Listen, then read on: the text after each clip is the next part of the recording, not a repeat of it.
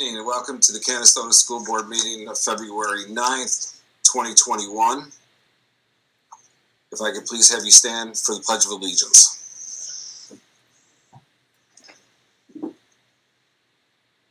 I pledge allegiance to the flag of the United States of America and to the republic for which it stands, one nation, under God, indivisible, with liberty and justice for all.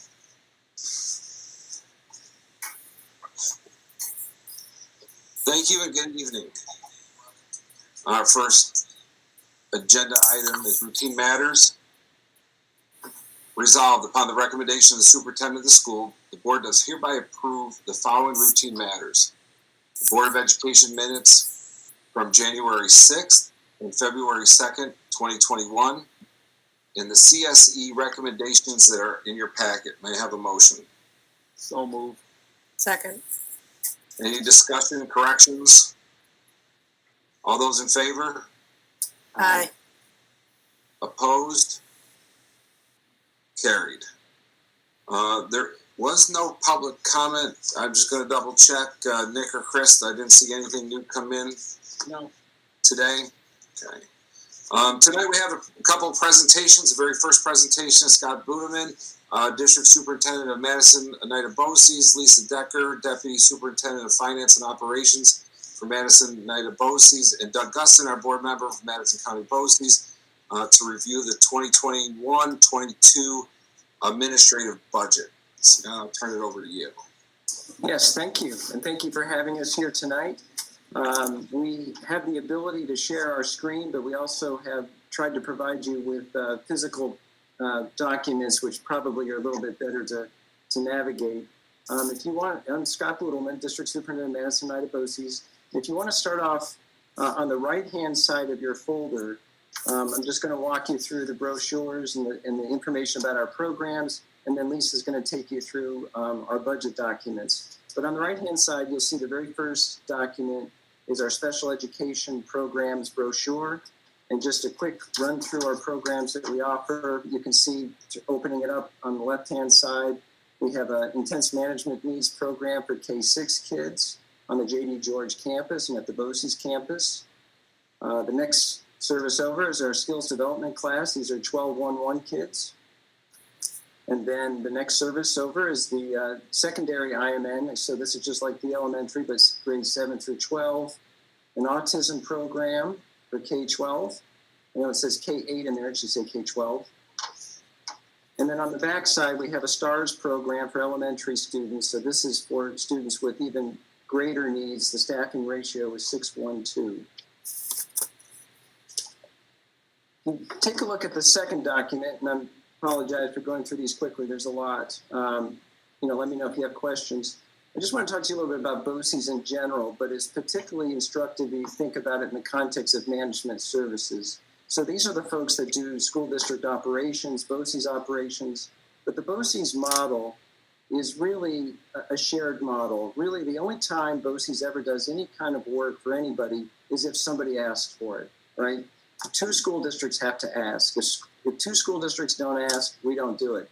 If 2 school districts ask and one decides not to do it, we no longer do it. There's got to be a share. So if you look at the management services document, it looks like this one. It's the second one that that's in your packet. Basically, as I said at the top, you've got to have more than one school district want the service. Every year you decide whether to participate in the service or not. By May 1st, you make the decision whether you want to participate or not. We shrink and grow our workforce according to demand. So we're very, very much market driven. Our management services include central business office services, labor relations services, legal services, policy services, central bus maintenance, school lunch, risk management, printing, graphics, public relations, shared maintenance, and Medicaid reimbursement data entry. So we benchmark our services against the market. If you look at the bottom, we talk about benchmarking and competition. So that's what makes us a little bit unique. Although we're a public sector entity, we get no public funding. We don't get state aid. We have our only source of revenue is school districts. We're not allowed to levy taxes. So basically, we shrink and grow every year based on what school districts request. If you turn over to the back side of the document, You see that we go through audits just like everybody else. We have to balance a budget. If we have revenue in excess of expenses at the end of the year, we return that money to school districts. It's a law. So we send it back to schools in the same proportion that they use it based on services. So although this is true of all BOCES services, it's particularly helpful to think about it in the context of management services. Turn to the next document. This is just a list of the services that Canastota currently is participating in at BOCES. And I won't go through all of them, but I can highlight just a few. Starting at the top, you can see career and technical education. You've got 104 students in our career and technical ed program. About halfway down the page, you can see the STARS program I talked to you a little bit about before. Itinerant librarian, that's Mary Laverty, works for BOCES. Public relations, Sapna Kalali, works for BOCES, but does work for your district. And again, if you turn to the next page, pre-K coordination, that's Colleen Wiest, heads up that program. Moving further to the bottom of the page, under 603, labor relations, so we employ 5 attorneys. A couple of them do work for you as labor relations specialists and as school attorneys. I think Andy Lalonde and Justin Murphy does some work for you out there. Cooperative bus maintenance, 611, Frank Slawiak. And then on the back, on the final page, you'll see we do cooperative bidding. So we do bidding for school districts so that we get the savings from bulk. Central business office services, that's Andy Heil. Risk management, school lunch management is Tina Omens. These are all BOCES folks embedded in your district. Turning to the next document is just kind of a sort of walkthrough, and I won't share everything, but of the BOCES partnerships with Canastota right now. And if you look at the top, you can see career and technical education. As I said before, look to the right under current enrollment. So you've got 104 students in career and technical education now. We've got 3 students in community-based OCAD programs. And then just, if you go to the left side of that document, you can see last year you had 22 students in the 1-year completers category and 28 students completed 2 years. First quarter honor roll last year, 28 students. I'm sorry, high honor, 28 students. Honor, 15 students. Honorable mention, 20 students. And then you can see the CTE placement. So 46% of the CTE graduates were pursuing post-secondary education. 22% pursued employment related to CTE. 17% unrelated. 5% military and 10% other. So we don't at BOCES think of it as, in fact, we think of it as a success when a student takes a CTE program and does not pursue it as a career. They've still picked up a skill and they found something that perhaps they don't want to do. So it's an opportunity for kids to explore. You can see just below that, we've listed your National Technical Honor Society students for 2020. That's a nice honor for those students. And then turning to the back page, the next page, you can see special education services. These all detail the partnerships that BOCES and Canastota have in the last year. Planning and grant writing, early childhood. Going to the next page, you can see staff and curriculum development, with breakdowns of some of the services, synchronous workshops, asynchronous workshops. At the bottom of page 3, the Center for Instructional Support, that's school library services. And if you turn on to the next page, you can see just the growth in the collection of the school library services service over the last year, largely because of the COVID crisis. You can see the number of e-books just jumping up and school librarians and teachers using them. After that, printing and public relations, we have a print shop, and I think you know Sapna Kalali, she does a lot of your PR work. A regional information center, I'm sure you're very familiar with that. And then we do policy development. That's primarily Jennifer Russ working on the Labor Relations Office. I think you've been in that service for many years. And then on the back, just quickly, business services, risk management, and then school food management, which of course is Tina Omens. The next document in your packet is a yellow document. I'm not going to spend time on it, but just a quick article about just some of the BOCES services that were provided through another BOCES, and very similar to the services that we provide here at ours. And then after that, you'll see two postcards. One is designed for parents and one is designed for students. And this is the Propel program that we're starting to partner with MB, Mohawk Valley Community College. This is an opportunity for kids to get a local diploma, for example, from Canastota. They get credit for completing CTE through the BOCES, and they can also earn an associate's degree through MV with just one additional year beyond high school. So it's a 5-year deal. Good deal for the kids. They get sort of 3 hits in with one swing. Next document just lists out, it says dual credit on the top. CTE, where education meets industry. So these are the dual credit opportunities available through CTE. It's a 2-sided document. If you turn to the next document, you can see we've got a new foundations program. It looks like this. So historically at BOCES, we've had 10th grade students come into our CTE Foundations program. They have the opportunity to earn an ELA credit and a math credit primarily through classes like carpentry, electrical, plumbing, HEO, and conservation. So this fall, we're introducing a foundations program, if you turn to page 2, for 9th graders. So they can get a living environment credit and half a credit of health through a different track, human services and healthcare track. So they'll be studying culinary arts, first aid and CPR, health-related careers, grooming, sanitation and hygiene, computer tech, and cause. So if kids want to do it twice, they can do it twice. They can do it as freshmen. They can do it as sophomores. Move right into their junior year, taking traditional CTE courses. The next document you'll see is just a highlight of our animal science program. We've been providing equine studies for a long time, but that program is morphing into equine science as well. Animal science as well. So the breadth of that is expanding. Document after that provides just a summary of what we're calling our advanced culinary experience. So most students now in culinary, our culinary program is wildly popular. For those of you who have been to the annual meeting, you see the fruits of their labor. Generally, students come in and they take Culinary 1 in 11th grade and Culinary 2 in 12th grade. This is a select program for students who are high achievers as juniors. They can be selected to participate in our Advanced Culinary Experience program, and then that would be in place of Culinary 2. For other students who don't have that same passion or maybe have another interest, they can still take Culinary 2. Next document is just about our early childhood education program. Again, that's CTE for students wanting to get into child care. And then a few more documents, and I'll turn it over to Lisa. But the next short brochure is about our labor relations and policy service. So, we've got an office, a team of 5 school attorneys that do work across 5 BOCES, I believe now.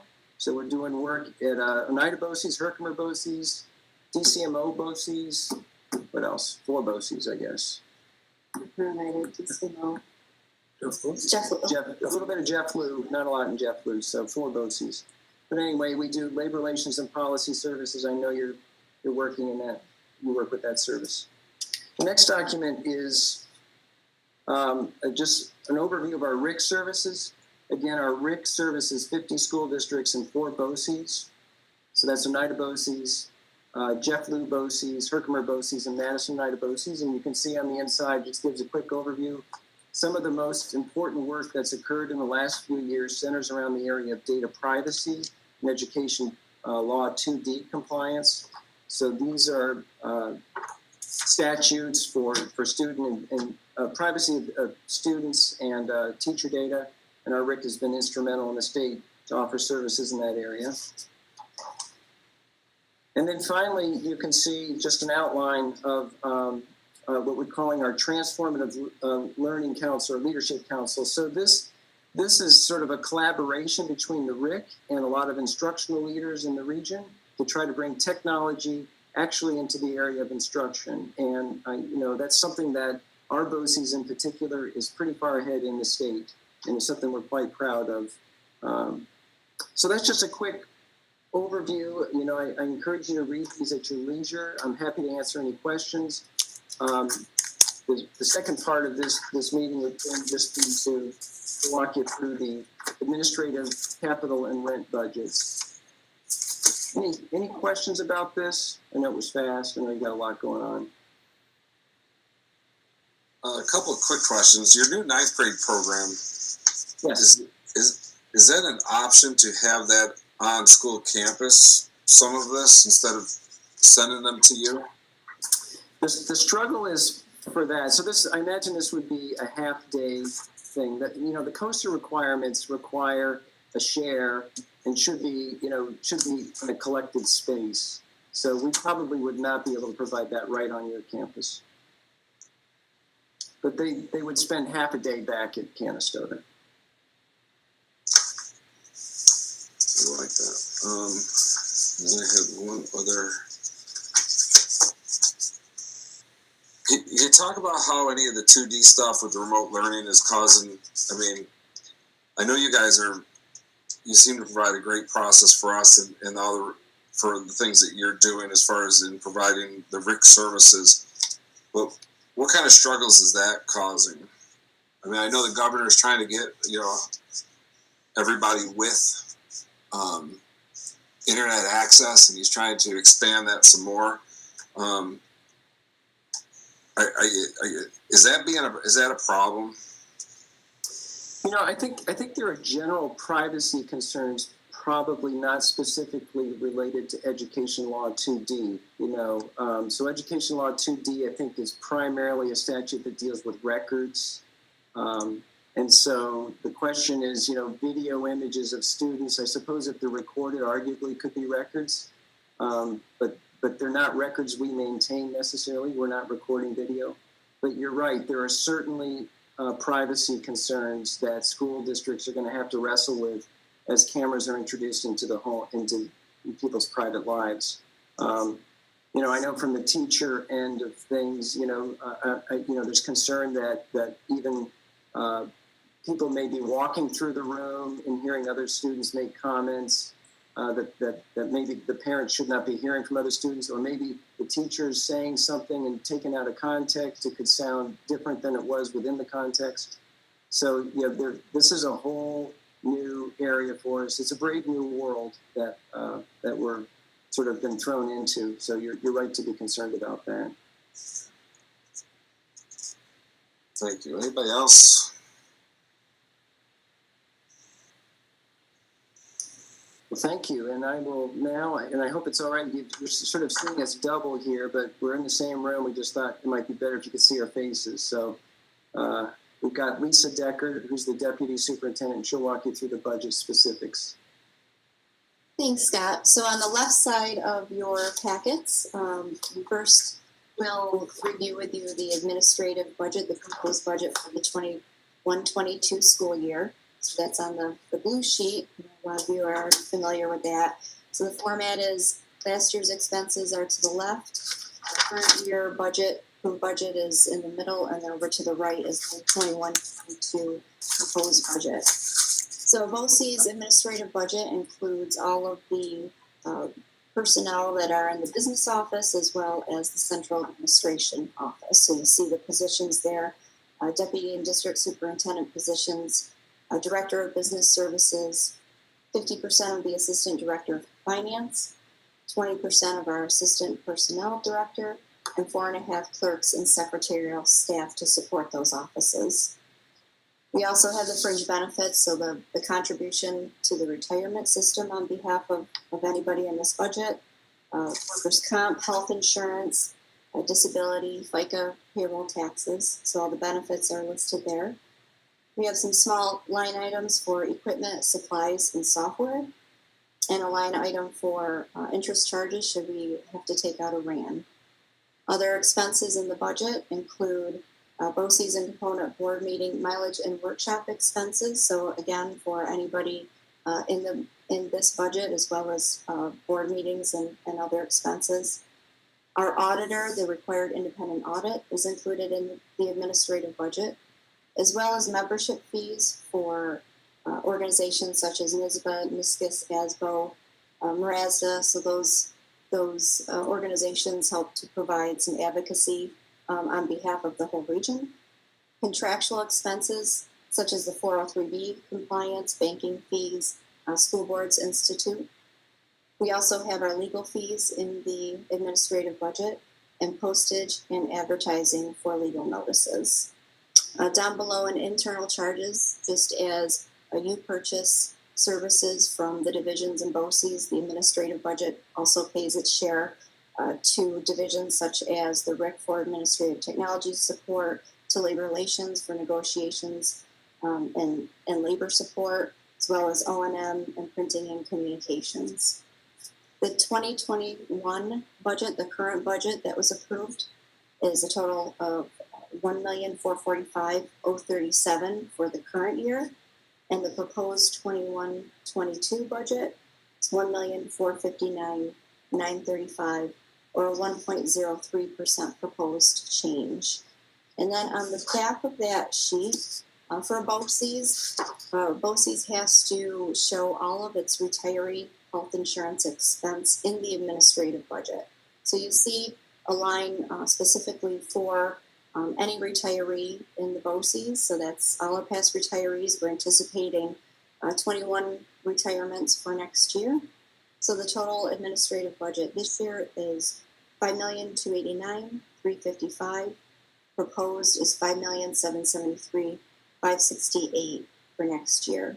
And then Part C shows the revenue sources. So we get some miscellaneous revenue, interest earned, some indirect costs from grants, our RDS, retiree drug subsidy reimbursement. We also have a collections in advance. So you notice that that number directly offsets the retiree health insurance up above. So we worked with our auditors years ago to set up an accrual so that we always had 1 year's worth of that obligation set aside in the year. And then finally, the local component district contribution. So the component districts then share the balance of that, which is distributed by our WADA. So the bigger districts pay a little bit more, and you'll see that distribution down below. So in the top chart, the 2021 administrative budget by district, you'll see column 1 is the estimated ARWADA, which is the resident weighted average daily attendance. So this year, the regional ARWADA is 15,136. Next year, for the first time in many, many years, that regional ARWADA actually increased to 15,198. So we gained 62 in the region. So based on that particular ARWADA per district, that translates into a percent share. So if you look at Canastota, the current ARWADA at 1393, and estimated ARWADA for next year is 1411. So that brings your percent share from 9.2 this year to 9.3 next year. Column 3 is the dollar share. So this year, Canastota is paying $104,258 towards the budget. Next year, proposed $107,404. Column 4 shows your estimated BOCES aid ratio. So this year, Canastota's aid ratio is 78.4. Next year, the estimated ratio increases to 80.2%. Column 5 shows the estimated BOCES aid that Canastota would receive on those expenses. So this year, the estimated BOCES aid is $56,773. Next year, $59,350. And then finally, column 6 shows the estimated local share after that BOCES aid is received. So this year, Canastota's estimated local share is $47,485. Estimated for next year is $48,055, or a dollar change of $570. Before I move on to capital, is there any questions on the administrative budget?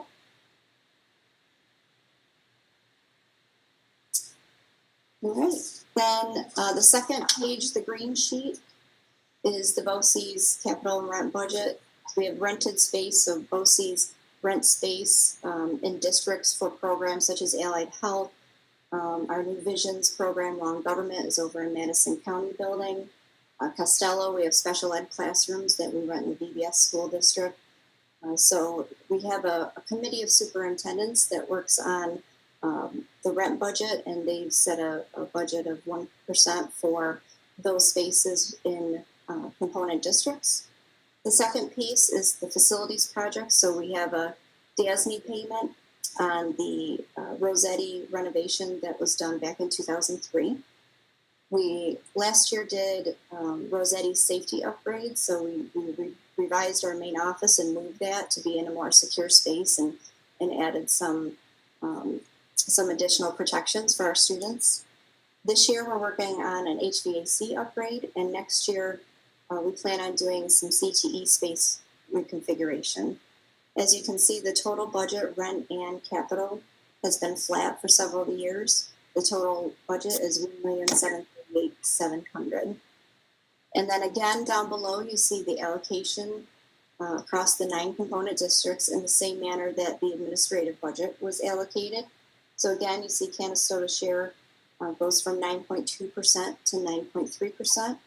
The dollar share goes from $160,016 to $161,327. BOCES aid ratio goes up from 78.4 to 80.2. Estimated aid on those expenses goes from $125,453 this year to an estimated $129,385 next year. Finally, the local share for Canastota after BOCES aid this year is $34,564. Next year, $31,943, or a decrease of $2,602 on the capital piece. Any questions on that budget? On, like we do also, do you have a major project coming up that when, basically on your enhancement that you had here, that your payments are going to go out to 23, that 940,000, is there something that's going to take that, or should we anticipate maybe something less than that in 2024? So we are working with our architect to look at all the CTE programs and talk about additional CTE space reconfiguration. So we'd like to, revisit that. We haven't done a lot of work in that building since that time, so it's time to look at that and do some improvements and upgrades and look at program structures, enrollments, and we're talking about changes and how we can make that space better for our students. Terrific, thank you.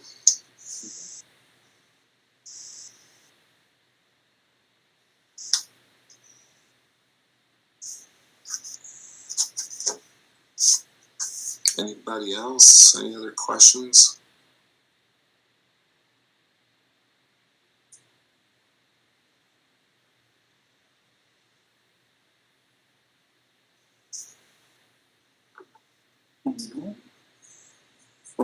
Thank you very much. We appreciate your time. We know you're very busy. We also want to thank you for lending us Doug. He's a leader at SBI and rural schools. He's also our legislative liaison to the School Boards Association. So thank you all around, and thanks for all your partnership. Thank you. Have a good night. Take care. It is a very good partnership. Agreed. Thank you. Thanks. Take care. Take care. All right, I want to thank the folks from BOCES. That's okay. Next agenda item is building principal quarterly reports. Superintendent Becerra, I don't know if you're kicking this off or. Sure, I can do that. Good evening, everybody. This is part of our normal process now, that on a quarterly basis, we wanted to spend some time providing an overview and reflecting on the goals that were established for the district. And so we're going to do that again, going building by building to revisit both the goals that were established, to look at some of the checkpoints that we're using to measure progress and growth, and to also revisit our action plans, our specific action plans that are associated with these goals. Just a couple of things, because this is a question that I've got from numerous people. Why are we doing this during a pandemic? Why are we talking about having specific goals? And should we view things through a different lens because we're having these types of challenges? And, there are a couple of parts the answer to that question. First and foremost, it's always going to be important for us to look at our performance, because just by going through this exercise, it's causing us to say, how can we be better? Are there challenges that are probably beyond what we typically are faced with in a normal year? Of course. But we still should, as professionals, we still should look at that, the progress we've made, look at the types of tools we're using to evaluate progress. And we should always be saying, what are the things that are within our ability to control? And how can we do that to the best of our ability? How can we help our students by helping our instructional staff and supporting families? So while sometimes there may be good reasons why certain goals or benchmarks aren't where we want them to be, maybe there are reasons that would cause us to make adjustments to our goals, we still want to have that focus on those goals, because ultimately we want to do, again, the very best we can for our students. So again, this is going to be an ongoing process, and we wanted to make sure that these presentations were a mix of talking about how we're measuring our growth and what those numbers actually look like. And in some cases, there's good news to report and things that we hope that the board and the school community are happy about. There are some things, honestly, that are areas that we know we need to be better in. And that's, again, just part of being a professional organization. We're not going to say that everything's wonderful, because the truth is the best organizations, the highest performing schools are always trying to find ways to get better. And so what this is going to be is sort of a look at our reality, the good, the things that are maybe not as good as we'd like, and everything in between. So I will turn it over to our principals. I believe Ms. Carnahan is going to start us off. So I will hand it over to her, and I want to thank all the principals for their work and their staff for the time and effort and energy they put into preparing this presentation. So, Ms. Carnahan. Thank you, Mr. Bissett. Well, I am very excited to share updated data with you regarding our Peterborough Street goals tonight. So I'm going to start with goals 1 and 2, which was to increase the percentage of proficient students on Ames Web Plus early literacy and early numeracy benchmark tests. So you may notice additional figures on this slide than in the past. I've also included, and that's because I wanted to include Tier 1 and Tier 2 numbers to show growth in both of those areas. And I'm hoping that the pyramids that I have displayed are going to help explain that a little bit too. So just a reminder, when we talk about those tiers, with Tier 1, we're talking about students who are responding to that strong, direct classroom instruction. So our students who are at little to no risk, and those are the green areas that you notice on the pyramids.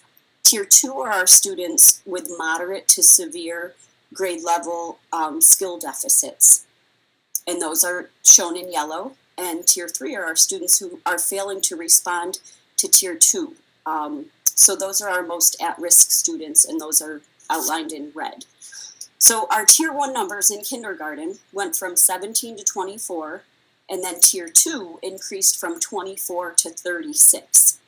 So that overall growth is 41% to 60%.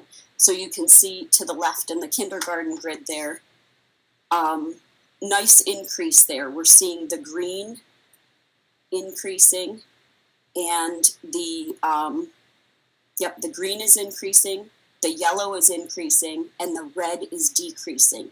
So that's exactly what we want to see.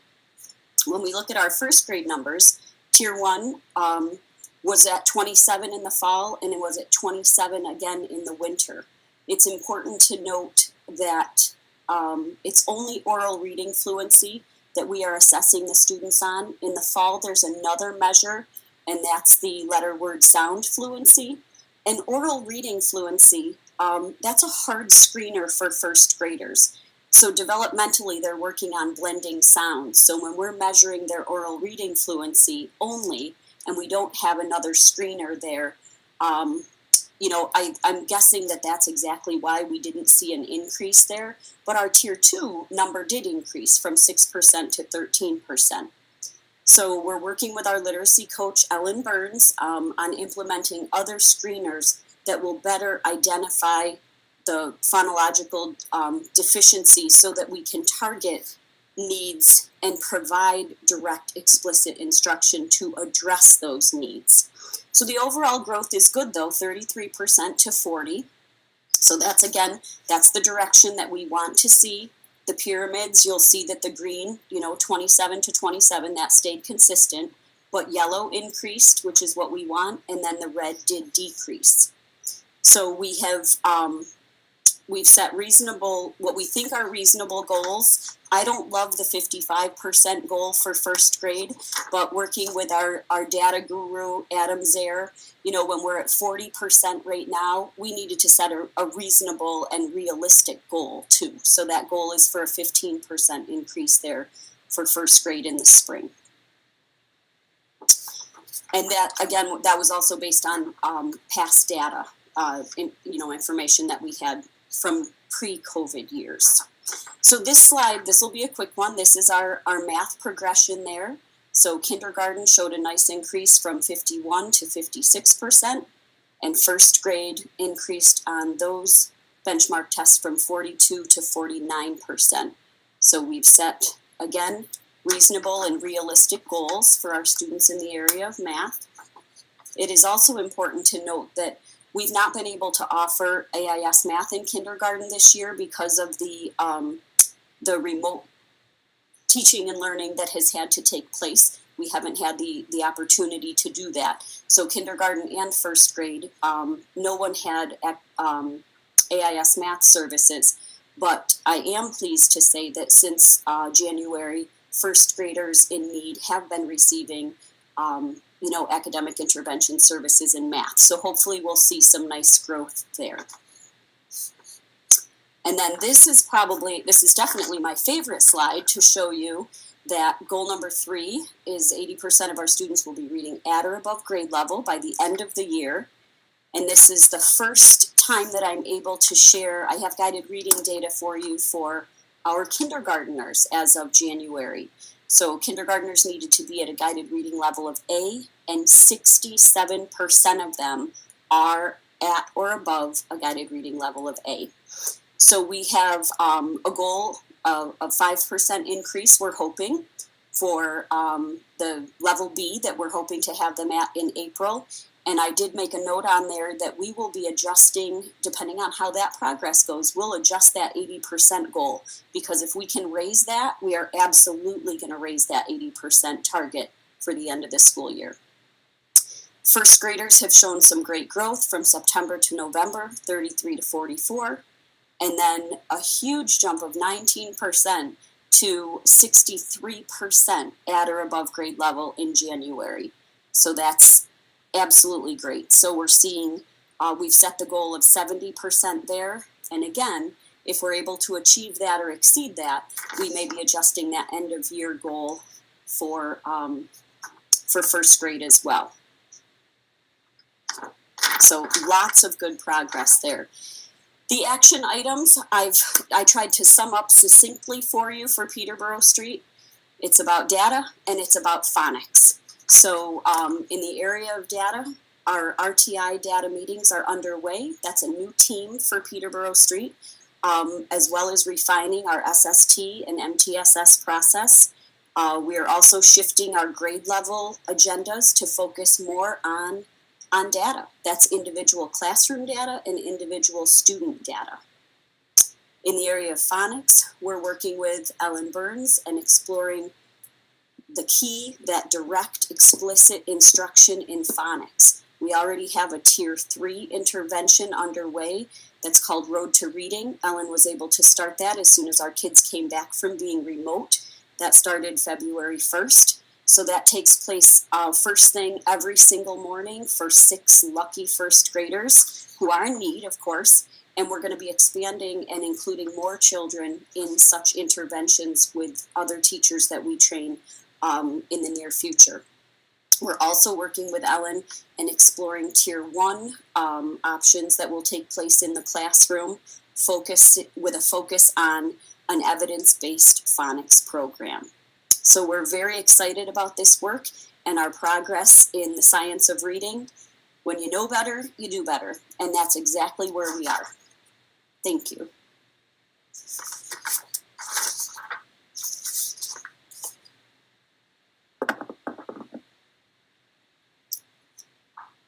Thank you, Ms. Carnahan. It's my pleasure to follow Peterborough and report out on Southside and what we're excited to share from our building. Ms. Carnahan and I have done a lot of work in STEP, and I think it's important to try to have a consistent K-4 process. So you'll see a lot of commonalities and a lot of action steps and planning pieces that are going to be pretty consistent, and I think that across time, you'll see that that will really be a benefit to the students in the K-4 level. So first, I'd like to bring your attention to the AIMSweb data that we have pictured here on the screen. The AIMSweb composite, it's slightly different than what was reported out by Peterborough, but what that looks at is oral reading fluency skills, vocabulary, and also reading comprehension. So you can see at both grade levels, second grade made a jump from fall to winter. 26% of the students were established in those skills at that norm level where they should be, and they made great gains of 13 points. Third grade was slightly higher in the fall, obviously, to start. They made a little bit of a gain, but they've been consistent too, which means that students continue to learn at that rate, which is something that's positive. There's no backslide. They're continuing in that upward trend. Just looking at the data too, I wanted to just report out that vocabulary skills were pretty high when we boiled it down to see what specific skill areas the students were doing well in at second grade. And that was also a strength at third grade too. The commonality there, kind of like what Jenny talked about, was the oral reading fluency, which is going to be our targeted area. And I'll explain a little bit more about our action plan and how we'll be looking at that in the future. For math on AIMSweb, you can see in second grade, there was a significant jump of 20 points. So that particular measure looks at things such as number sense fluency, problem solving, computation, all of those skills that are really essential for students to do well in the domain of math. In third grade, there was also a significant jump of 10 points. So they went from 39% of the students meeting the norms or meeting the mark where they should be to 49% of students. Both of those grades showed a lot of skill and abilities, particularly with math problem solving. And I think that's a really good skill and something that, you know, is important when you're looking at their ability to move through the grade levels, and it's what they need to do to be successful. We'll be looking at things such as number sense fluency and meeting more grade levels and talking about the specific skill deficits, but overall, mid-60s, the students are able to do problem solving. Was really exciting for me, and it was a good sign that they're able to do that skill work on their own. So this guided reading level chart I wanted to share with you, and you can see below that I also included the Fountas and Pinnell chart. So the easiest way to read this is if you look at the bottom, highlighted in colors, you can see by grade level where the student should be by the month of the year.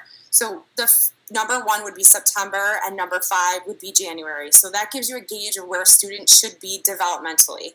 So if you look at second grade, right now, 38% of students are in the K range, but we also have until February, and this data was collected and the students were assessed in beginning to mid-January, so we still have some time to meet that goal. And when I did a little bit more of analysis on the data, 20% of those students in kindergarten in second grade were within 2 levels of meeting that goal. So we're really close, and we're optimistic that we're going to get there. For third grade, you can see that 49% of the students were at a level O. And again, it's the same thing if you look at the chart below. They actually have until the end of March to meet that goal of an O. So the trajectory and how students are doing, we're feeling confident that we'll be able to get our students where we need them to be, which is why we set a goal of 21 points and 15 points. So what I wanted to walk away or have you walk away with from this presentation from Southside is, what are we doing? How are we looking at the pieces where we know there are student needs? How are we capitalizing on strengths, and how are we going to continue as a building to move forward? So one of the things we're going to be doing is looking at establishing and maintaining a data team where we will look at ongoing data at least 3 times a year at benchmark, and then also at checkpoints throughout the year to see how students are progressing in certain AIS programs. Are they responding? Are there other students that can be serviced through AIS, and students that are doing well, could they be back into the classroom and they don't need the services as much? We also are increasing access and availability of some phonemic programs. So when students are referred to the SST team, we have a whole library of interventions and things that we can consider based on student skills. The other important piece of that is looking at some screeners, which we are in process of doing now. So before a student even gets to SST, we have a pretty good idea of where are they falling down. Are they having problems decoding? Are they having problems with letter naming skills? What is it that's happening so that we can have a real data-driven conversation when we come together as professionals and develop a real solidified plan and interventions to follow. We also are using data a lot more in the building. Just since I came on board in December, we're having conversations about what data looks like at grade levels, what does it look like individually for teachers, and what students are presenting in terms of strengths and weaknesses. Staff has asked for some more professional development. They want to know more about data and the impact and implications it has on teaching, which we're excited about. So we want to look at some professional development opportunities. But I think the thing that we're most proud of are the social emotional initiatives that we have currently at Southside. Right now we have a kindness challenge. We had till the end of February to hit 100 hearts, or acts of kindness, if you will. And today we found out that we've already surpassed that goal, and so we're going to extend it to 200 acts of kindness throughout the building. We have some great social emotional programming that is happening in the classroom.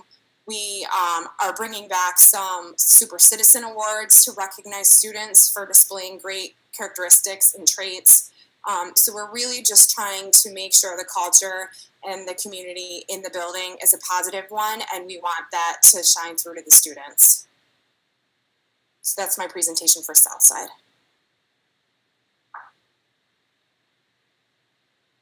Good. Thank you, Ms. McLaury. Appreciate it. That was wonderful. In terms of Robert Street, I'd like to start with goal 1. One of our major focuses since coming to Robert Street has been to increase our attendance and having students attend school regularly, and also decrease our chronic absenteeism. We found out by last March 16th that we know that this is a goal that we can accomplish. We had it down to 4%, which was unheard of. And then during a COVID year, we've seen a rise in this. And so right now, our goal was to be no higher than 11.2% in terms of our chronic absenteeism. Our December report, we were 18% chronic absenteeism in December, and we've now got it down in less than a month in 16.7. So we see a downward trend. One of the most important things we're going to do to respond to this, it's not about just looking at the data, but what are we going to do to respond to it, is that working with NYCERN and the Harvard grant, we are going to be doing a postcard. And I want to show you something that we're working on right now, and it's something that we're going to embrace across the complex here. Uh-oh.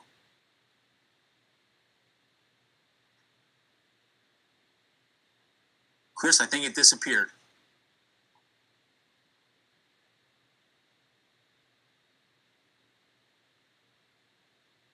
Maybe I'll get an extra 20 minutes now.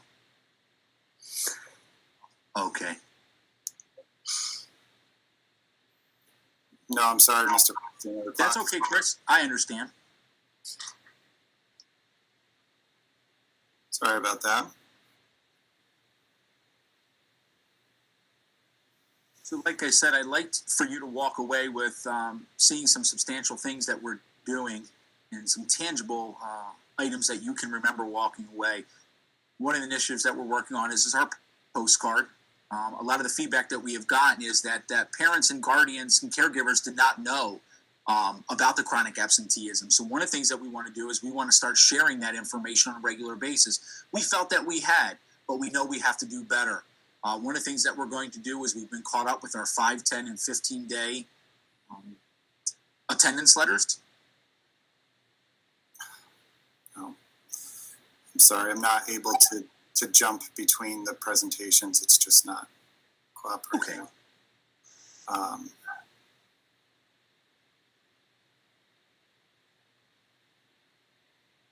Well, Chris, that's certainly I can show them at another time. We can show some of the other action steps that we're taking.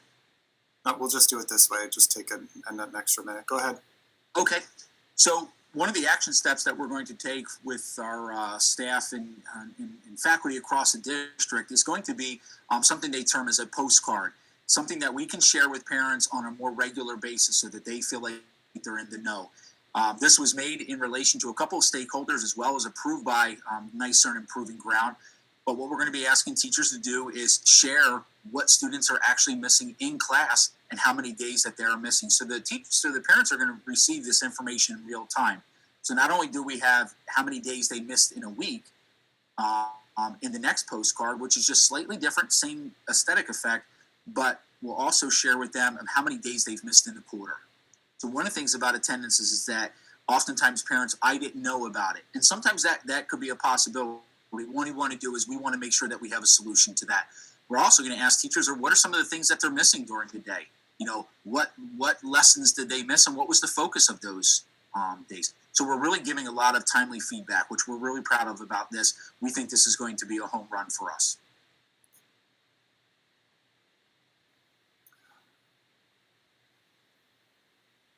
Thank you, Mr. Clancy. I appreciate it. I apologize that I'm not able to bounce between them. This isn't making everybody dizzy. All right, go ahead.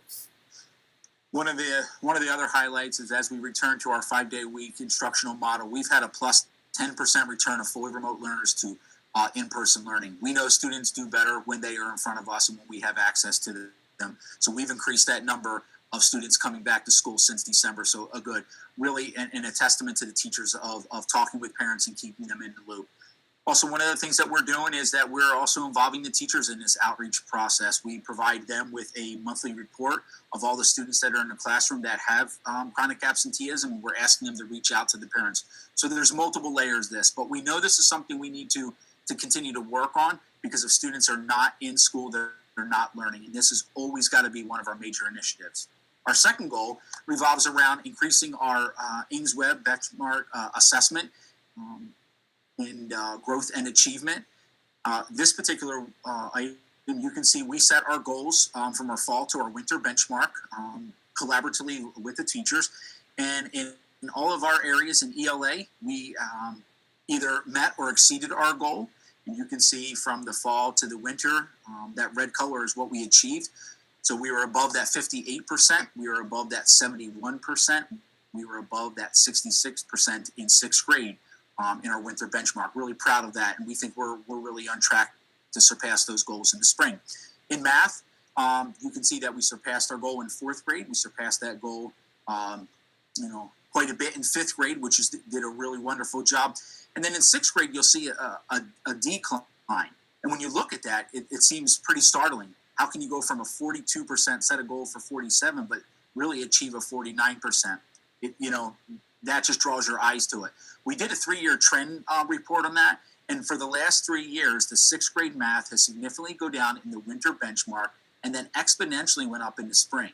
So those are the questions that you have to ask is why does that happen? And is it a student problem? Is it a curriculum problem? Is it a scope and sequence? Is it an assessment problem? It's all those questions that we have to ask. And so what I ask the teachers, don't get bogged down in numbers, but what are we going to do so we have an upward trend? And what we think it's a scope and sequence. The things that are assessed on that winter benchmark happen between the winter and the spring. So we're going to pass that 62%, but what are we going to do? Mr. Clancy is going to show you a couple of things that we've already done here. When we go into the math and ELA, one of the things that we're doing that I want you to take away from our goal number 2, it's not about what the numbers are, it's what is our next critical steps.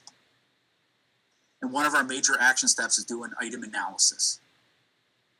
And this is something teachers have to grow comfort with.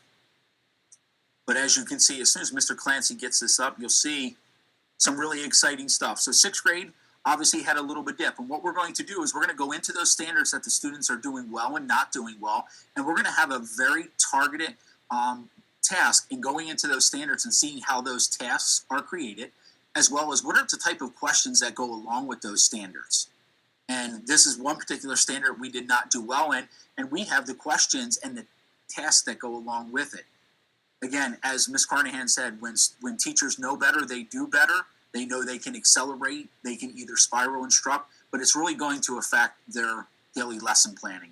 That's just one example of the information that teachers will have. And if Mr. Clancy shows you the ELA, another exciting piece we're doing is another item analysis in ELA. And when he pulls this up, you'll see these are the standards that we are not doing well in, but we've targeted exactly what we're not doing well. And these are all the standards as it's defined, and where does that relate to that particular standard, and what is the skills that are involved with that. So teachers will get that along with all the questions and reading passages. So the key piece with any item analysis is, what are you going to give teachers? What are they going to be able to walk away with? And so these are really substantial and positive steps moving forward when you do this item analysis. And that's a key part of that goal number 2. We have a couple of additional steps that will go along with that item analysis.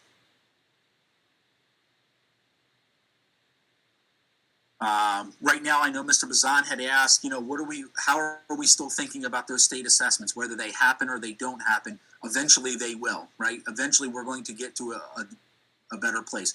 Right now, the teachers and students at Robert Street are taking what we call as a standards-based assessment rehearsal. It's a way that we can correlate what they are going to do in a New York State assessment. They're doing a local assessment. We can make those predictions and then start action planning. The other thing that we'll be doing on Wednesdays and Thursdays with the help of Mr. Jennings and some of his cultural responsiveness is giving teachers some grade level time to work on that data. You can't ask them to do it above and beyond those school days. There's just too much packed in there. So one of the things that we're going to be doing is doing some data collaboratives when we return from February break, which is really exciting, giving them that specific time to do that. Goal number 3 revolves around our social emotional learning and how do we respond to a lot of the concerns that we're seeing right now. We will be undertaking the BIMAS-2 inventory and response. That's just a matrix or an inventory of how students are doing. And one of the things that we want to do is really focus on how are we going to respond to that. One of the pieces how we're measuring this goal is last year in our mid-inventory, we looked at our office discipline referrals, and they were pretty high last year. They were significantly high and even higher before I arrived here. When we did a January report, we had 135 office discipline referrals. Our goal was to have that down by 10%, which would be 121. To the testament of our staff, especially our faculty and support staff, we have 22 office discipline referrals since September. Now, again, granted, it's in a COVID year. We've been in hybrid. We don't have every student in here, but I'm going to have to say that's a pretty significant thing to get our discipline and our behaviors down to 22 office discipline referrals since September. That's a testament to what the teachers are doing in terms of their restorative justice process. One of the things I want to draw your attention to, if Mr. Clancy would get that BIMAS-2 up, when we identify students with needs, either social, emotional, academic, behavior, struggles with things that are going on at home or in school, we have to have an action plan moving forward. It's not casual conversations in the hallway with teachers. It's about exactly what we're going to do moving forward. Mr. Clancy is going to bring up an inventory here that's going to hold everybody accountable. Once we identify a student with needs, these are all of our action steps that we'll be doing. It's going to be a way for us to collaborate around specific targets that we can provide students. And then we'll have one of these filled out for every student, and we'll be sharing that amongst the staff that holds everyone accountable. Everyone has a part of this puzzle that we have to put together for these students. And we have lots of tier 1, tier 2, and tier 3 interventions that we can implement with students and then constantly come back and revisit it. I've worked with Kathy Palladino, Danielle Burgos, Dana P. Around these to make sure that we're as specific as possible. We're helping our students coming back, with a lot of students coming back over the February break, and we want to be able to respond to them when we identify these students. So a really step, in the right direction in terms of holding everyone accountable for responding.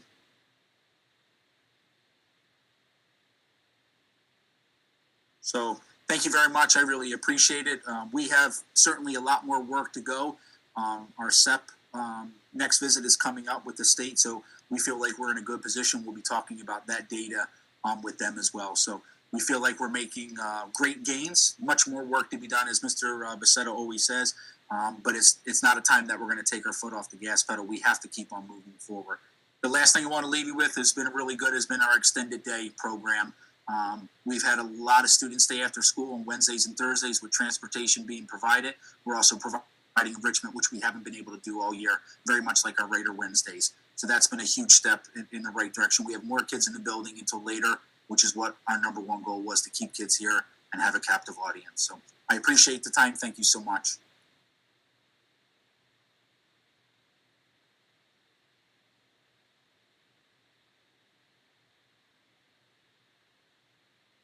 Back here. Thank you very much, Mr. Faustino. Good evening, everybody. I'm here to talk about our junior, senior high goals and our progress that we're making towards those goals. So the first goal was a decreased incidence of student discipline by at least 10% over the next school year. Now, by the nature of the pandemic and under the current circumstances, it's clear to see that we are well under those particular numbers. And the numbers that we do have here, many of those are related to attendance. So in other words, students are not logging into their classes typically when they're remote. And so therefore, their attendance is not the best it can be. And so some of the teachers have been writing referrals based on attendance. So that brings us to what are we doing about attendance. And you can see if you go to the second column here where it says the heads up form for attendance. This is a new form that we've been implementing at grade level meetings to give staff and guidance counselors and administration essentially a heads up as to, the attendance that students are experiencing. So, if students have attendance numbers that are concerning, the teachers identify those particular students, write in on this particular form the student's name, grade, the number of attendance to date, and the number of contact homes. So this allows us to kind of document what teachers are doing to contact home, and then when the guidance counselor receives this, they make contact home, and then if there's ongoing attendance issues, principals then make a contact home. We also have our attendance letters that we've reinstituted to make sure that parents and families are being informed of their students' attendance issues. And so I have, when a student reaches a level 3, which is a 15 or more, I create the school tools creates populates a letter, and that letter kind of spits out, and then there's a piece on the level 3 attendance letters where I create an appointment for the parents to meet with me and or call me, and so that's been going fairly well. The first time we did it, there was a significant number of level 3s, and I got about a third responses back. So that's not where we want it to be. So that's when I've made a couple additional phone calls to touch base with some families about their students' attendance. And then very like what Mr. Faustino had talked about, we have the attendance postcards, which we are initiating in the very near future via the work through Harvard's Proving Ground and NCERN. So we have those initiatives that are moving forward. One of the big things that we continue to focus on are teacher communication logs, and we're checking those periodically, not only through our attendance heads-up forms, but through pre- and post-conferences when we're asking teachers to show us their attendance logs. So we're able to see exactly, who's being contacted and when. So that's a nice piece of information that we're getting here. Out of this conversations that we've been having around discipline and around student engagement, engagement being a key term here, is this piece about social emotional learning. So we've instituted the biomass surveys, and I'll get to some of that data in just a moment. But we're really looking at some content-specific discussions in department meetings. And through some of the work that Administrative Intern Christy Boysen has done, we're implementing and are sharing weekly social emotional learning benchmarks and targeted strategies. So I'm going to get to an example of those in just a minute as well. But essentially, what that is we're sending out what the benchmark is that it correlates to social emotional learning, and we're giving teachers an option of strategies to pick and choose from. So that's been a great tool for us to allow people to do. And through some of our quarterly assessment data, which I'll get to also in a minute, you'll see how we're doing that. We have a Positivity Project meeting coming up on Friday with BOCES to talk about training, implementation, and cost. So that's moving forward. We're filing more PINs and PINs diversions than we have in the past, primarily because of attendance. Right now, we're up to 14 to date, and that's a pretty high number at this time in the year when we're only halfway through the year. We're also working with Otis Jennings and looking at some leadership and cultural awareness initiatives. We've met several times this past 2 months with the leadership students, and with the superintendent, and focusing on initiatives that students can kind of jump into if and when they're willing. We have an assembly coming up after the break. We're going to look at some cultural awareness and do a Black History Month assembly through Otis. So those things should benefit all kids. So what you see here is some of the biomass data. On the left, you see those two pyramids, and the pyramids or the information there that's in the red. We're looking at the social component, and we're looking at the academic component on the right. And so clearly, 57% of our kids are struggling socially, and 34% of our kids are struggling academically. Those are those items in the red. And so what we want to do is we want to decrease those numbers and obviously increase the green. And so some of the ways we're doing that is to incorporate some of the social emotional concepts. So the pie graph that you see here was our way to kind of show you what teachers are doing in the classroom. So we polled teachers and had asked them, how is it going with social emotional learning, and how are you implementing it? And you can see in the blue area, the teachers are incorporating some general social emotional strategies, which they are pulling from, I think, some of the benchmarks and some of the things that they're already doing in the classroom. You can see that about 23% of them are doing social emotional strategies, but are relating them to the content. And really, that's where we want them to go. We want them to be able to incorporate social emotional strategies, but ultimately link them into their content. And depending upon the content area, that may or may not be a little easier or difficult. So one of the things that the English department has done is that they're correlating some of their prompts to some of the literature and some of the reading that they're doing. And so, they're talking about feelings and emotions and how kids are coping with some of these things. And out of that has come some really nice writing and some really nice discussions about how kids feel about certain issues, whether it's social issues, and whether it's personal issues, and we're seeing some of that in the writing.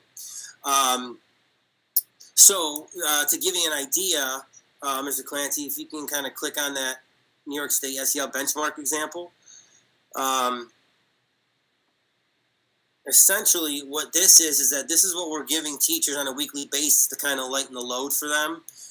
Because teachers are feeling pretty overwhelmed under the circumstance of the pandemic, and so we're trying to lighten the load and give them easy to do options that they can kind of quickly pick up and kind of run with. So you see here, this is the benchmark, and you see here you get a couple choices. And I'm going to kind of, Mr. Clancy, if you can scroll down just a tad. If you see under choice 2, that example, So the example is based on, colonists protesting the British in the, during colonization.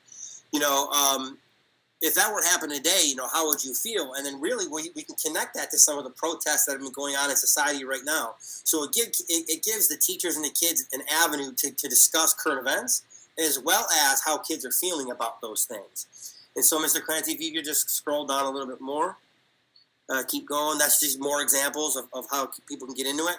So here you have kind of like a choice board for teachers, where they can kind of look at this and say, okay, what are some general things that I can do in relation to my content, or in relation to my social and emotional learning prompt. And so here they can kind of pick a few of these things and then implement that right into their classroom. So again, the idea behind us doing that was to kind of lighten the load and to make this a very simple process. And as we continue to move forward, the plan is to allow this to get easier and easier as teachers get more and more comfortable with this, so that they continue to do some of these things, but now on a higher level, match these things to what's happening in their own classroom as it relates to their content, and to how students are feeling and doing and what they're thinking as it relates to things that are going on, not only in their personal lives, but in society as well. Here we are. This is in relation to our second goal, and this is to increase our grade level proficiency in both math and ELA. And we're using the STAR assessments to kind of guide that. But it's important that we end up looking at multiple measures of data. And one of the things I had mentioned before, one of the keywords is engagement. Well, I think another key concept here is as we're listening to all these presentations, is that we're really beginning to develop a culture of data within the district. And so what we're doing, and what I certainly recognize, within my building, is that we need to get better at specific and intentional use of data. And so one way we're doing that is we're using the STAR assessments. And we did see actually a lot of regression from fall to winter. And that is certainly concerning. So because of that, I reached out to my secondary principals group and asked if they were seeing some of the same things, and they were. However, even though that's happening on a regional level, we have to consider, what are we doing about that? And so what we're doing is that we're looking at that data. And we're holding some meetings with Adam Zaire to help us look at some of that data, provide useful reports for our teachers, and then in our department meetings, we're having a more intentional focus on what that data is telling us. And so the nice thing about some of the STAR reports is that it really does some of the heavy lifting for us as it relates to where some of our deficiencies are. And then it's our job to say, okay, what are we going to do about those deficiencies? So that's what I'm tasking teachers to do in some of our department meetings, to say, okay, well, based on the data that you saw, you need to tell me, how we're going to tackle that particular deficiency. And so the same thing comes up when we start talking about our quarterly data. And so again, this is a second measure of information that we're looking at. And you've seen this, and you've heard me talk about this before. And I'm going to continue to plug it, because I really believe that if we use these data forms well, and Mr. Clancy, I don't know if you want to show that again, it's kind of up to you, because I know people have seen it. But I really believe that if we do these well, it allows us to easily identify some deficiencies based on the actual instruction that we're doing in our classrooms, because the quarterly assessments are assessing what we've taught. And if they're assessing what we've taught, and if we are using regents and or state level questions, which is what we have tasked teachers to do, we can easily look at this quarterly data and say, okay, in these classes, students are missing question 5, which relates to this particular standard, and you can name the standard. And here's what we're going to do about it. And so this quarterly data, when used appropriately, allows us to do a mini action plan each quarter, and then via that action plan, we spiral that information or that learning through from quarter to quarter. We reassess it, and that tells us whether or not we're doing a good job or not. And then to really focus on literacy and social emotional learning, the third and fourth question relates to literacy and social emotional learning. Now, I will acknowledge that we need to get better at using that data. What we're seeing is some of the responses that, kids need to get better. Attendance is a problem. Well, we know that. Kids need to complete their study guides. Well, okay, but that's not what our assessments are telling us. So I've been really pressing people on what your assessment is telling you, so that we can use that data, specific data, in order to make our action plans in order to guide our instruction. So that's really has been the focus on some of the data work that we're doing as we continue to go through the school year right now, and as we can continue to hone in on our department meetings and on the work that we're doing on an individual basis. We have our instructional coaches, which have been doing the curriculum audits, which out of that curriculum audit continues to be the importance of horizontal and vertical alignment. We know that. We do believe that, once we align that horizontally and vertically on a K-12 basis, that we believe that's going to have a positive impact on instruction, and therefore have a positive impact on achievement. And then our instructional coaches, we're hoping, as we continue to go through the year, they continue to give us, more and more engagement strategies and information that we can use in our classrooms. So that brings us to our third goal, which is to increase the state assessment scores on reading exams.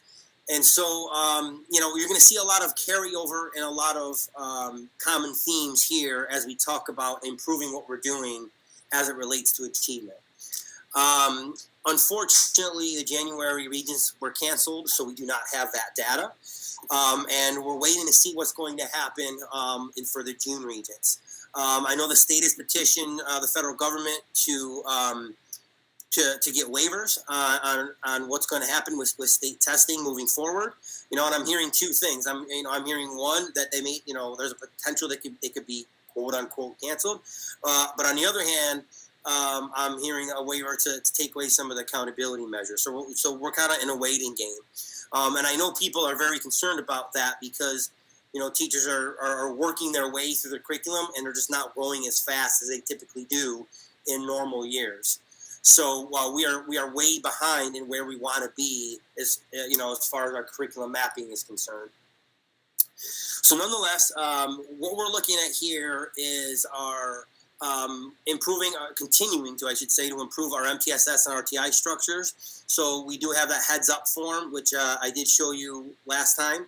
We're looking at teacher action planning, which again relates to that quarterly assessment data as it relates to their specific quarterly assessments. We're looking at student engagement strategies. As I mentioned, we're talking about article shares. We're talking about best practice shares at faculty meetings, and we're talking about our instructional coaches.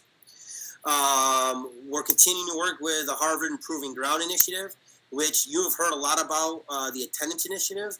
I recently started, myself, Mr. Kennedy, and some of our guidance counselors have recently started a post-secondary readiness initiative. Through that initiative, we're doing what are called a root cause analysis, which is an excellent way to take issues and then kind of drill down into the root cause of those issues. And so my plan is to continue to work through proving ground through this current root cause analysis, but then to take that process and talk about some of the issues within the building that we want to talk about, and do a root cause analysis with teachers, because I think that going through that process has been excellent for me, and I want to share that with teachers because I think it's kind of eye opening, and it'll help us specifically identify key things that we want to focus on. So that's been a really great initiative. We're certainly looking at our extended day program and the extra help program on Mondays and Tuesdays. Our attendance is certainly not where we want it to be, so we're continuing to push students and teachers to push students to get kids signed up for that. And then we're identifying deficiencies based on data and, and reteaching our curriculum. So again, going back to some of those meetings that I'm there, some of our department meetings. You can see here to the right where our quarterly averages have dipped a little bit. We are having a problem with engagement. Students who are at home, even though they might be hybrid, when they're at home, it's becoming a struggle for a lot of our kids. And I think at first, in the first quarter, they weren't as, they were used to it, but, it was still kind of a new thing. The hybrid thing was kind of new. And as we're kind of getting into new material, the classes are getting harder as the year progresses. Kids are having a harder time, remotely. So that whole thing about engagement continues to come up as a big initiative. So engagement, what are we doing about that? We're looking at our data and we're looking at our instructional practices.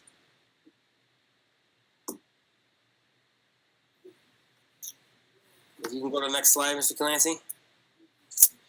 So one of the things we were asked to do is look at grade level failures. And you can see here that our failures have increased from semester to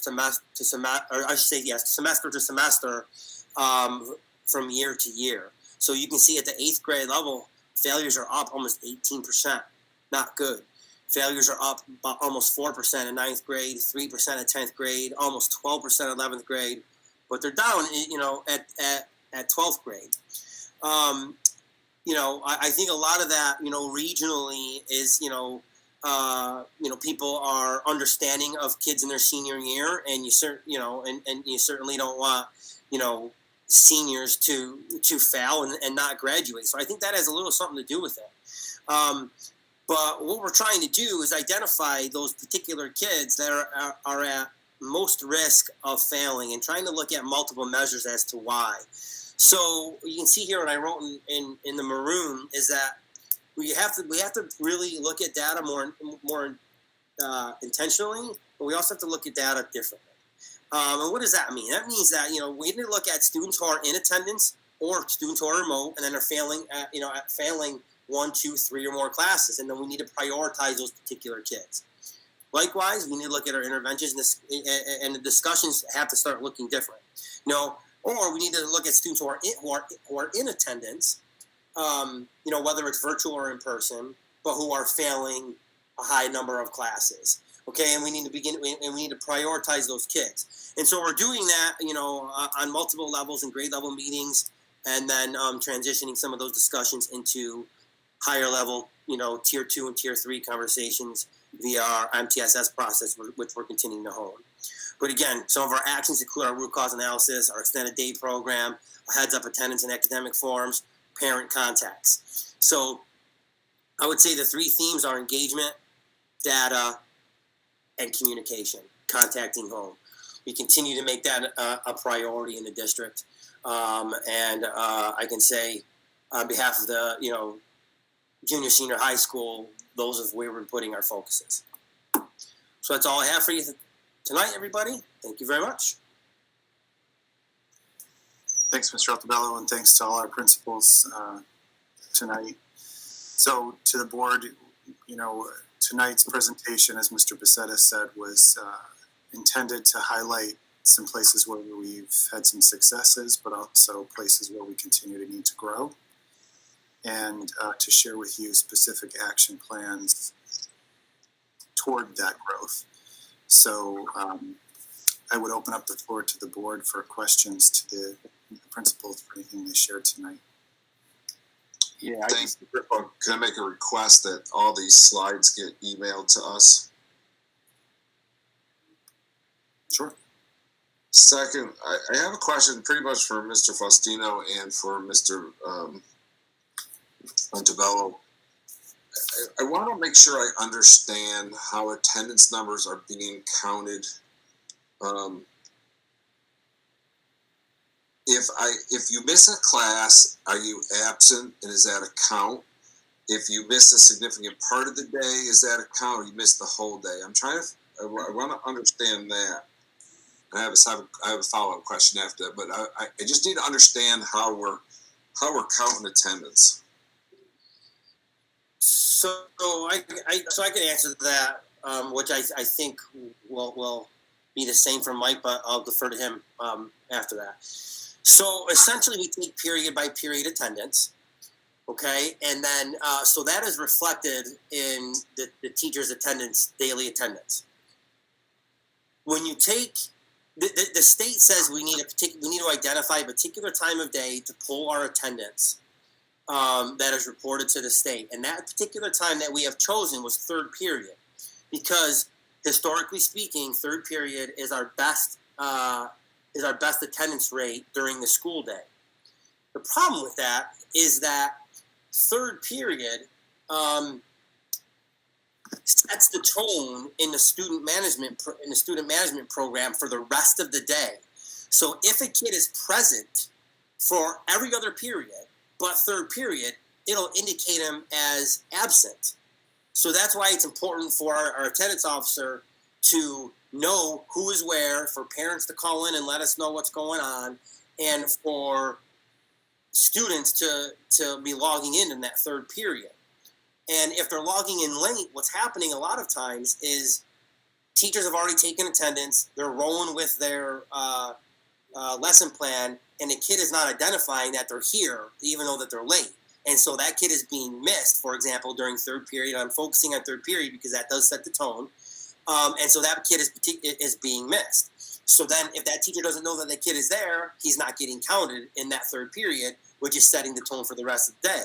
But if you go into period by period attendance, he may see that he was in we may see that particular kid was in the other periods. So that's where some of the confusion lies. So that's why I'm hoping, people are seeing the reminders that are going out to teachers and to parents about attendance, about logging in, every period, being on time, including study halls. So a lot of kids are getting quote unquote dinged on their attendance because they're not logging in and or not getting credit for that third period attendance. So I hope that makes sense. That makes sense, except what are we reporting to the state? We report to the state third period attendance, essentially. But you got to understand, though, too, a lot of times that gets fixed once we determine a kid, has been, present. That we go in, we can fix that. So then that doesn't get reported to the state.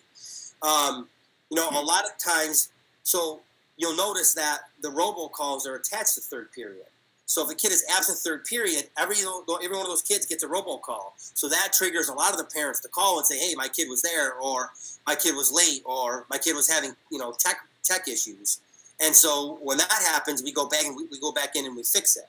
But if we don't get a call back, or if that kid is simply not in third period, that is does end up being an absence in many cases.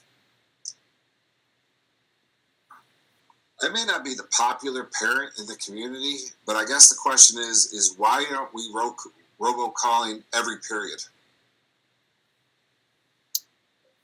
I don't know how to answer that, Bill. I think that would be probably a parent nightmare to get a bunch of calls each period that they're absent. Because now you're talking about 9 calls a day, and we were kind of, people are complaining about the 1 call a day that they're getting right now. Well, well, if my student doesn't check in on a particular course, right? Because listen, as a parent of a high school kid, try to give him a little bit of space to deal with his work when he's remote. We want him to do that. Now, if he decides to not check in for a period that we don't necessarily know, I want to know as a parent. And I would say that if I call in, hey, my student's sick today, we suppress that. We don't send 9 calls through that day. But I hear an attendance problem. I hear a state reporting thing because I think, and I don't know if the same thing is happening at Robert Street with our reporting to the state. So I'm concerned about that. But if we're in this situation here, I think parents need to understand that their student is not checking in on that. And again, and I'm not sure it's a logistical thing for the teachers at the beginning of the class to take that, and they can get to an attendance person to do that as a batch. But what I heard in the last two presentations is we can have a continued attendance issues, and we didn't show, Jay, you didn't show, that there's a correlation in the data between attendance and some of the things that are falling off, but I bet you it's there, and I bet you could probably agree with that. So I think we need to have some ownership of if they're not checking in, and I think that sets up some examples for, here's the thing: if I got 9 calls a day because my kid didn't check in, I bet she's checking in tomorrow or the day he comes back to make sure he's doing the things. If the teacher says you need to log in, you need to do X, Y, and Z. But I think we need to get in front of this. So I don't know if School Tool can even do that. We would have to check with School Tool to see if the system can link that way and actually do multiple calls like that. But that's also why we're doing the attendance heads up forms. That's also why we're doing period by period attendance. That's also why we're having teachers call home as frequently as we're asking them to call home, is because the communication piece, right? I mean that's kind of really what you're talking about. Is that communication piece, and that has been that has been a focus, and the documentation of those communications continues to be a focus, because we need to make sure that we are reaching out and that we are informing parents of what exactly is going on in the classroom. So I think under the circumstances we do have a lot, and that's hard for a lot of teachers to kind of keep up with. But I think they're doing a good job. There are pockets where we're doing great, and there are pockets where we got to get better. And so that's been a focus for a long time in this building, is the contact home.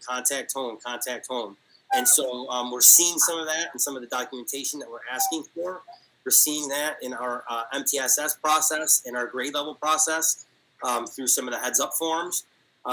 So all of that is culminating, I think, in the communication piece, trying to get out ahead of it.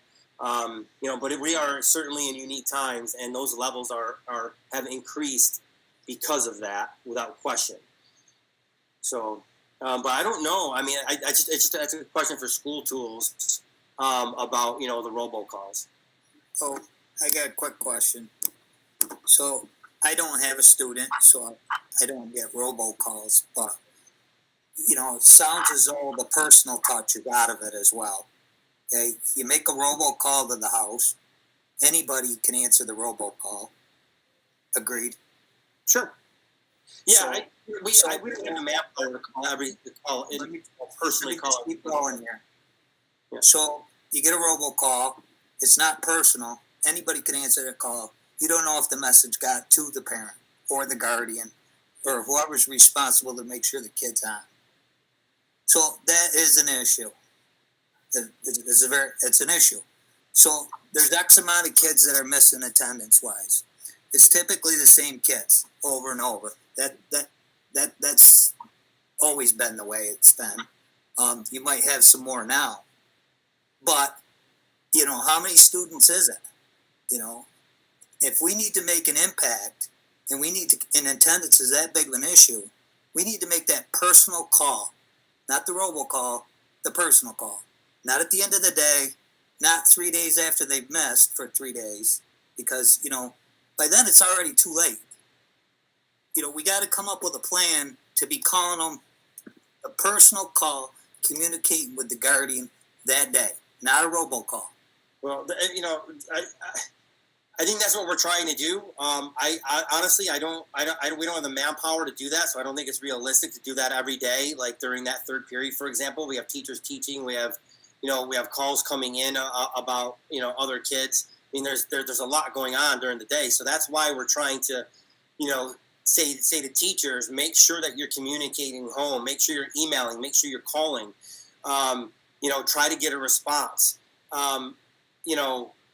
That's why we come up with, we're working with, Harvard Improving Ground to come up with the the postcard initiative. You know, that's why we came up with the attendance form, because it is, you're right, Wes, it is about some of those personal contacts. And so that's what we're trying to increase, and that's what we're trying to make happen. You know, the unfortunate reality is that there's no way we can just do that, you know, by third period or by fourth period, you know, every day and contact every kid. We just don't have the human power to do that, the manpower to do that. So that's why we have all these other things that we're asking people to do, asking teachers to do, you know, asking our attendance officer or our attendance secretary to do, you know, and reach out and then go in and fix all the ones, you know, when we identify, yes, a kid was here for that day, she's got to go in and she's got to, you know, make all the changes in school tool. So it's a big process, and it is a big issue. And that's why we're trying to come up with all these different things and these structures and ways to communicate. Something I would add to that is the focus has got to be on having a progression so that people understand that there are issues, right? I mean, there needs to be personal contact. There also needs to be documentation. And when a student is regularly out or there's patterns building, then we need to be able to effectively communicate that both in writing and in person. And so that's what our plan has to show, because sometimes I think it means different things to different people of get in touch with somebody. And so I think that's the critical piece, that there's a progression and that there's no surprises. So a parent should never be surprised that a student is either absent or is not doing well. I think that's the main thing that, you know, that has to happen consistently. So so Sean, at any given time during the day, how many students are absent? Third period, how many students are absent? I have to look at that. 10% is the number. I have to look at that on average. You show 10% in your reports, that the attendance is a 10% issue.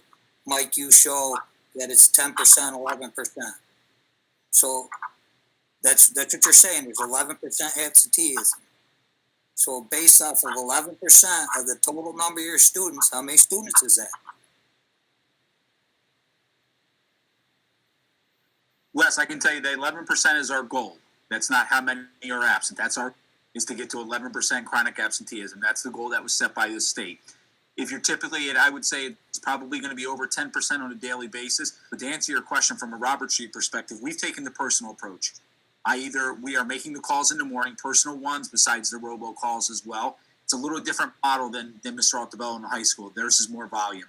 But we do call every morning. We have teachers calling every morning as well. So we have taken that personal one. The numbers that you're looking at there, Wes, is 11% is our goal, is 11% chronic absenteeism. Right now we are at the 17 point there. That's what it's been up and through cumulatively up and through January. So that's where we're at. And so we have to continue to decrease that, you know, each and every month. So when we get to the end of the year, we fall below that threshold. But we are taking that personal touch. To answer your question, Mr. Haddad, elementary, it's really cut and dry, to be quite honest with you. You're either here or you're not. I mean, it's you know, we don't have period by period attendance. You know, you're either here or you're not. I will say for the remote kids, the teachers have given a lot of kids latitude. If they do come in later in the day, it just becomes a tardy, which helps, not in terms of engagement and academic achievement, but it does help with our attendance. And so for elementary, it's a lot different than, you know, the high school model. It just is. But I will tell you, Wes, to your point, part of our SEP plan for the last 2 years was to take a more personal approach to it. And we saw it pay off last year. In a remote year and a hybrid year, it's been much more difficult, a lot more layers, but certainly no excuses. We have to continue to engage those, and teachers have that information now that they haven't had in the past. And let's be honest here. The high school has inherited what Robert Street have. Some of the reasons why you're in this plan. The same absentee students has moved into a different building. You are absolutely correct. Yes. So, you know, so I understand that. I do get, but we still need to. Well, I think to Sean's point too about like progression. I mean, some of the, in addition to the postcards and the attendance heads up form and to the phone calls, we also have the letters that we send out that are sent out at 5, 10, and 15. And then in addition to that, we also are filing more pins diversions based on attendance, with the county. So, but the only way you can do the pins petitions is that if you have shown that you've made contact, spoke with parents, and done all those things ahead of time as well. So, those things equate to the personal touch and trying to get kids to come to school. And then, here we are. So Adam's there has been great about giving us attendance reports for each month. So we use those to help us determine, who to call, who to contact, and who to file pins on, unfortunately. Hey, I would like to comment, though, on, Mr. Faustino, you mentioned the load that the high school has in comparison to you. So it's, whatever. But let's also remember that at the high school, we have 3 principals to address this issue. So this could become a more personal approach to adopt and to figure out how to use our administrators to do this, I guess. If the teachers can't do it or won't do it, somebody's got to do it. I'm with Wes. I mean, we can't afford to have this go. I took a look at those failure rates. Okay, now it's the second marking period. What have we done for those 39, 49% failing 3 subjects in 8th grade? Are the parents totally aware? I mean, have they gotten follow-up phone calls to come in to meet and what's happening? I mean, I don't know. As an instructor, I'm very, very concerned because this doesn't float for me. I just see a lot of things that could be done much, much better. And I'm tired of hearing that it takes time. And I do want to comment and compliment. I have to compliment Jenny and Vanessa and Mike. My grandkids are in your buildings. I know they can be painfully at times, but they love going to school. And there's that personal touch. Their report cards, your report cards I never saw the report card until this year. I don't even know when that report card came out looking like that. But it does tell everyone where they are at reading specifically, et cetera, what they need. I just think you're doing a phenomenal job that way, and I don't think you hear that enough. I just would like the same thing happening and continuing. There's a disconnect when we leave 6th grade going into the junior high, and it shouldn't be. There's ways of getting that personal touch. Whether the teachers send out, you don't need to have Harvard Institute tell us about postcards. Teachers can send out their own postcards. I mean, you've got to get hold of those kids and work with them to believe that they can pass. And how you do that, it's their job. Bottom line. That's what we're trying to do, and that's what teachers are trying to do. That's fine. And the quarterly scores still didn't show me. Like when I saw the English, again, I see 67%, whatever. Well, is that it? Is 9th grade functioning at 70%? 8th grade functioning at 30%. I mean, where is that breakdown? And then when I look at the students taking the test, you showed much higher number of students taking the test the first time. Every grade level showed a decrease. And my question is, well, why? I mean, is the test only given on one day? So if the kid's absent, they're absent. We're not catching those kids and having them be tested so they could be part of this data. I just don't get that. Well, kids do not care about those STAR assessment tests. They're not taking them seriously, and if they miss them, they are not worried about retaking them. Teachers are trying to make sure they're catching the kids. A good example. That's what you're there for. Catch them. Well, hold on a second. Hey, Mr. Bazan? Yeah. Mr. Altobelli, you guys, it only works if one speaks at a time. I made my point, okay, so. Okay. So I think there's a perspective that the teachers aren't trying to connect with these kids and that they're not trying to get them to uphold their end of the bargain as it relates to their education. And that is exactly what teachers are trying to do. I think Mr. Altabella wanted to not generalize it to that degree. I don't think that's what's being said. I think that what we're talking about is that we need to be specific in our interventions and in our plan. I don't think there is, any, I don't think that's productive for us to paint anything with too broad of a brush. There are things that are going on that are good, but we also need to confront the reality and have specific plans when we know we're not getting to where we need to be.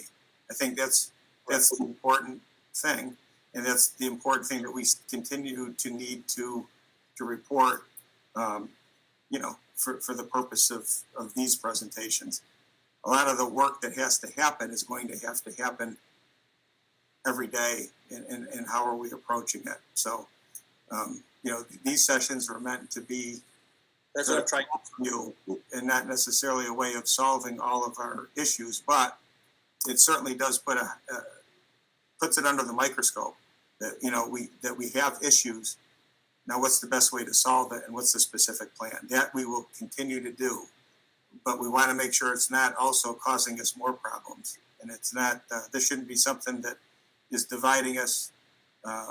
This should be helping us to focus more and more on where we want to go. So just to follow up real quick, and this is just to add to the attendance thing. The reason why I asked about the numbers of the attendance was because if we're spending that much time with our staff trying to make this personal contact and it's not working, this board and this administration is in a position to where if we need to hire a individual to make personal phone calls, that's why I asked what the numbers were. If there's 50 students out, it's on 48. How many? 48 a day on average. Okay, so how long does it take to make 48 phone calls? Couple hours. It doesn't take. You got what I'm saying. There's 60 minutes in an hour, folks. Okay, and if we have one person that's all they do is make phone calls, they ought to be able to make those calls in a couple hours' time. I mean, so that's why I asked what the math was. To me, that's a very simple solution. We need to get a person that makes the phone calls, and that's what they do. And if it's third period that we're taking this attendance, then they better be starting making the phone calls at fourth period.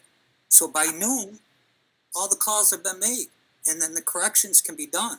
At the end, these kids come back to school at the afternoon, the attendance goes back up, and we got that personal touch. It's just a thought, something that I think this board needs to talk about, making sure that it happens, and we'll go from there. But appreciate your information.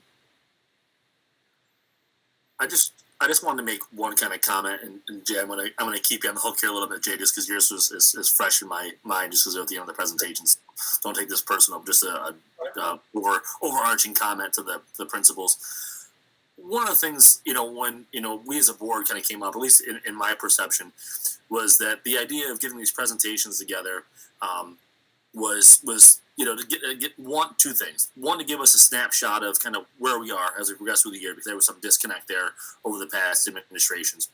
And then also to kind of give us some guidance and direction as to where as a district we can help any shortcomings, whether it's, more staff, resourcing, whatever it might be, to really identify those things. And Jay, I'm going to pick on you again. I apologize. But, one of the things that I saw is, from my personal perspective is, I'm a data guy. That's what I do 9 to 5, right? I crunch numbers all day. But at the same time, I don't want our principals to get so hung up on trying to get into the weeds of the data that we're losing focus on the bigger picture. And again, I lean on you guys to do those things. But Jay, again, just looking at like those last two goals, your last two slides here, the second goal, 2 out of those 3 things we had decreased in. And on the goal number 3, 12 out of the 14 we had decreased in. And, I get your points about, talking about additional resources and things like that.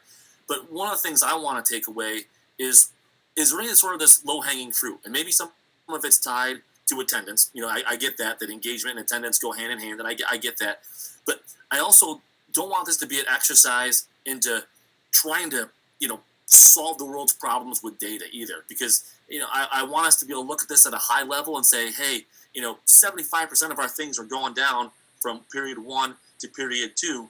We're halfway through. What are some of the big picture things? What's the low hanging fruit? Is there anything that we're missing that we could be doing? Because I don't want to be. You guys have enough nonsense on your plate day to day. Not gonna dispute that at all. But are there other things we could be looking at that we're spending too much time getting in the weeds, not looking at the bigger picture? You know what I mean? We can't see the forest through the trees sometimes. So, just an overall comment to you administrators that it's good that I like seeing this data because that's my bread and butter, right? That's what I do, and I like having tangible things to look at. But I also don't want you as administrators to get so far into the weeds at different data points that we're spending more time looking at data than we are action items to address some of those things. Does that make sense?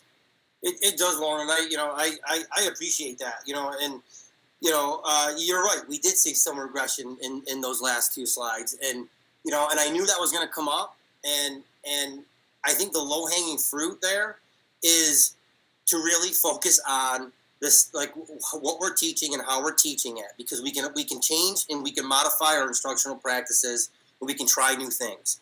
It is important, and I know people don't want to hear this, but it is important to say that this is not just unique to Canastota. This is happening regionally. I knew this was going to come up, so I had asked my principals group and say, are you guys seeing similar trends? And the answer was yes. Now, does that matter to us? I don't know. Maybe should or shouldn't. But the bottom line is, what are we doing about it? So what we're trying to do about it is to focus on our instructional practices and get kids to come to school. And that's where, and that's what I was trying to say. Like the 3 things are use of data. And I appreciate your point, Lauren. But use of data, engagement, what are our instructional practices, and communication. How are we communicating home?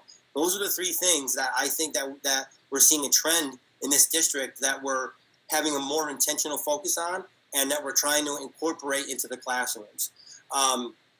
The secondary level and the elementary levels are 2 different animals. And, I think that we got a lot of good people doing a lot of good things. We have pockets of things where we're doing excellent in, and we have pockets where we need to show improvement. And we're trying to identify those pockets and then therefore improve in those pockets.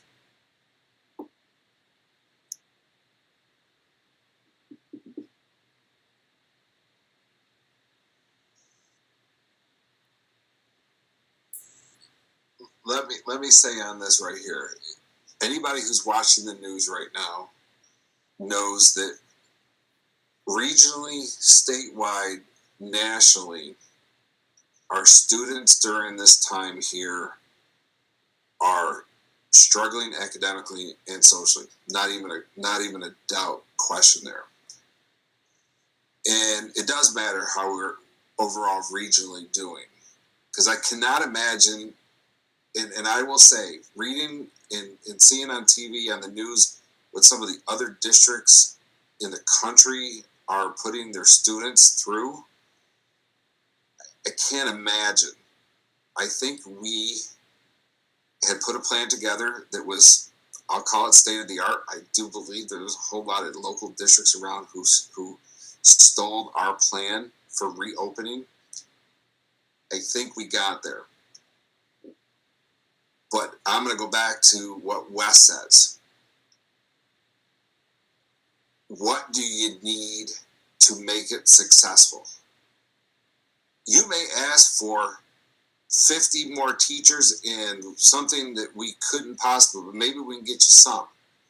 Maybe we can get you staff support, a new tool, whatever that is. We have that ability, right, as far as our budgeting and things that we can do. And we're not opposed to having that debate and to see if there's a plan and what it's going to look like. We're obviously going to want to see results and not make, decisions, haphazardly with taxpayer money, right? That's our job. But we're willing to look at that. But we need to know what you need. So again, if it's a staff person to make those calls, and I want to really, I want it by period. I mean, that's why I went to the robocall type thing by class. So parents should know if their kids are missing that class, if they get marked absent by that class, on a near real time basis, which may not happen with somebody actually calling, but somebody following up with that. But that seems to be a huge issue here. If they're not in class, they're not going to do good. They're not. That's the kind of things that we want to hear out of these presentations, of things that you need, things that you're doing to correct that. There are going to be those things. Would I be saying that I was shocked to see that some of our quarterlies had regressed? No. I don't like it, but that didn't shock me. But what are we doing about it? And how are we doing it?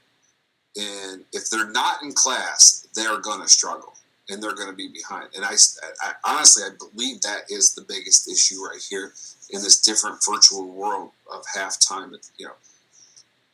I've made it very clear to our superintendent and some of the board members that I've talked to. If we're up to me right now, I'd put them all back in school full time. Okay, every day. If it were my sole decision, that's what I would do, because I think that's where they need to be. I've got parents who are telling me the same thing, that basically want, their students in full time, or how do they get more days? All right, those are the comments that I got. All right, we're waiting for that guidance. If that guidance opens up, we will, I'd be the first one to open all the doors up and get kids back, because I think it's a much better learning experience. But we're not there yet. What we got to fix. All right. Anybody else? Talk, but I don't know that I hear you. Debbie. You're muted, Debbie. keep getting it. Okay. In junior high school particularly, I think that one of the things that really, really helps with junior high, and I think you can do it in 4, 5, and 6, is team meetings. And the fact is that if a child, for example, is not quote there when they're on remote, if you have those team meetings and you just, again, is that kid not there for everybody? Is that kid just zoning out for social studies? What is it in those kinds of meetings that kind of limit, again, you're not getting 6 phone calls a day, but at least you're getting in a really, really pointed way that a student is not there. And some of these kids, it's long term, and like you say, you've inherited them from a 4, 5, and 6 kind of that pattern. I just think that, again, team meetings really, really help in the junior high school, particularly. And again, even when 9th grade, when you get together and you say, is this kid showing up for your class for English 9? Is it showing up for global? Who are these kids? Or is it just a particular subject area? I mean, I think, again, personally, again, look at attendance, but is that kid just zoning out for the day and going snowmobiling? Because I see a lot of them going across the fields. Or is it the fact that they're just, again, is it particular classes? And I think, again, a lot of communication with the adults goes a long way and might limit some of the things that Wes is talking about and Lauren's talking about. So I just want to talk about that, Debbie, because I think that's a really good point. We do have grade level meetings. We meet every other Thursday. So like for junior high, for instance, 1 week will be 7th grade, the other week will be 8th grade. And I want to point out, Mike's been doing a really good job at, getting after kids for attendance, which has really helped us. I've seen a difference just in, 3 years I've been at Canastota. The attendance and kids, coming up from 6th grade and how they behave also in 7th grade. But we worked with teachers. We had a teacher, guidance counselors, and psychologists make up that heads up for them. But we realized that a lot of the stuff they were talking about wasn't just grades, it was attendance. So like Jay said, we have a new heads up form just for attendance where you can see all on one letter, all his teachers or his or her teachers, the contacts home, all on one sheet. And then with the help of Mr. Becerra, we have a new policy where we take that information and then we call home for the guidance counselor. He has that form and they call home and we see if, attendance gets better. Then I call home or Jay or Stan and we see if it gets better. And if not, we actually have the SRO do a home visit. But when the SRO does a home visit, they have all that documentation. They have all the contacts home from every single teacher, from guidance counselor, from the principal or assistant principal, and they give that to the parents and talk to them about, attendance and grades, and they have that, he can have that, one-on-one conversation. So I think that is a good tool that we've put in place this year. So with that said, then do you see, in return, that kid coming to school? I guess that's what we're all wanting, because it just started coming. Unfortunately, he got quarantined today, but he was having a hard time. He was one of our first kids with that, and he's been coming. And also with the letters that Jay and the conversations, we're seeing these kids come back. We're getting a lot more kids coming back and coming into the hybrid model 2 days a week, which is great. And we're seeing them more often. So we are seeing tangible data to show that it is working. Yeah, I've had two last week, one this week come back because of some of the phone calls we've been making. And the last week I essentially said your kids need to come to school. So what do we that's my conversation. What are we going to do to get your kid to school? Because we know that when they're not in the school, they're not going to be successful. And that's how some of those conversations go. And to Wes's point, it is great when we're able to touch base and have that personal contact. And we're trying to do that more and more as we continue to go here. There is a high number of kids that are just not engaging right now. And that's why I kept continuing to bring that engagement piece up. That engagement piece is critical. And we know that. And that's why we're putting some of these, the paperwork and the phone calls and the contacts home and the pins filings and the SRO visits. We're trying to put all that together so that we get kids to school. We all recognize that need, and we're all working hard to do that. All right. Any other comments, questions? Okay. Again, I will thank the principals for being here, putting that data together. Obviously, again, like I said, if you guys need something in between there, let the superintendent know. We get it to us, and look forward to a successful spring report. Thank you. Thank you. All right, the next agenda item is the athletic update. Mr. Becerra, Mr. Condon. All right. Well, there's not much at all going on in the world of athletics, so not much to report. Since the last our last meeting, a lot has happened. Obviously, a lot of it came really out of the blue. A lot of stuff we didn't see coming. I think Mr. Condon's going to say the same thing. Even in the world of the athletic directors, some things were not on the radar screen. But just to walk back for the past couple of weeks to remind people of what's transpired. Back on January 22nd, that's when the governor opened the door again for the potential return for medium and high-risk sports in New York State. That ended up, it was like a late afternoon, early evening on a Friday that came down, with the idea that March 1st would be the date that districts could potentially start those sports. But it came with some stipulations. The state sometimes makes broad declarations and everybody has to abide by that universally across the state.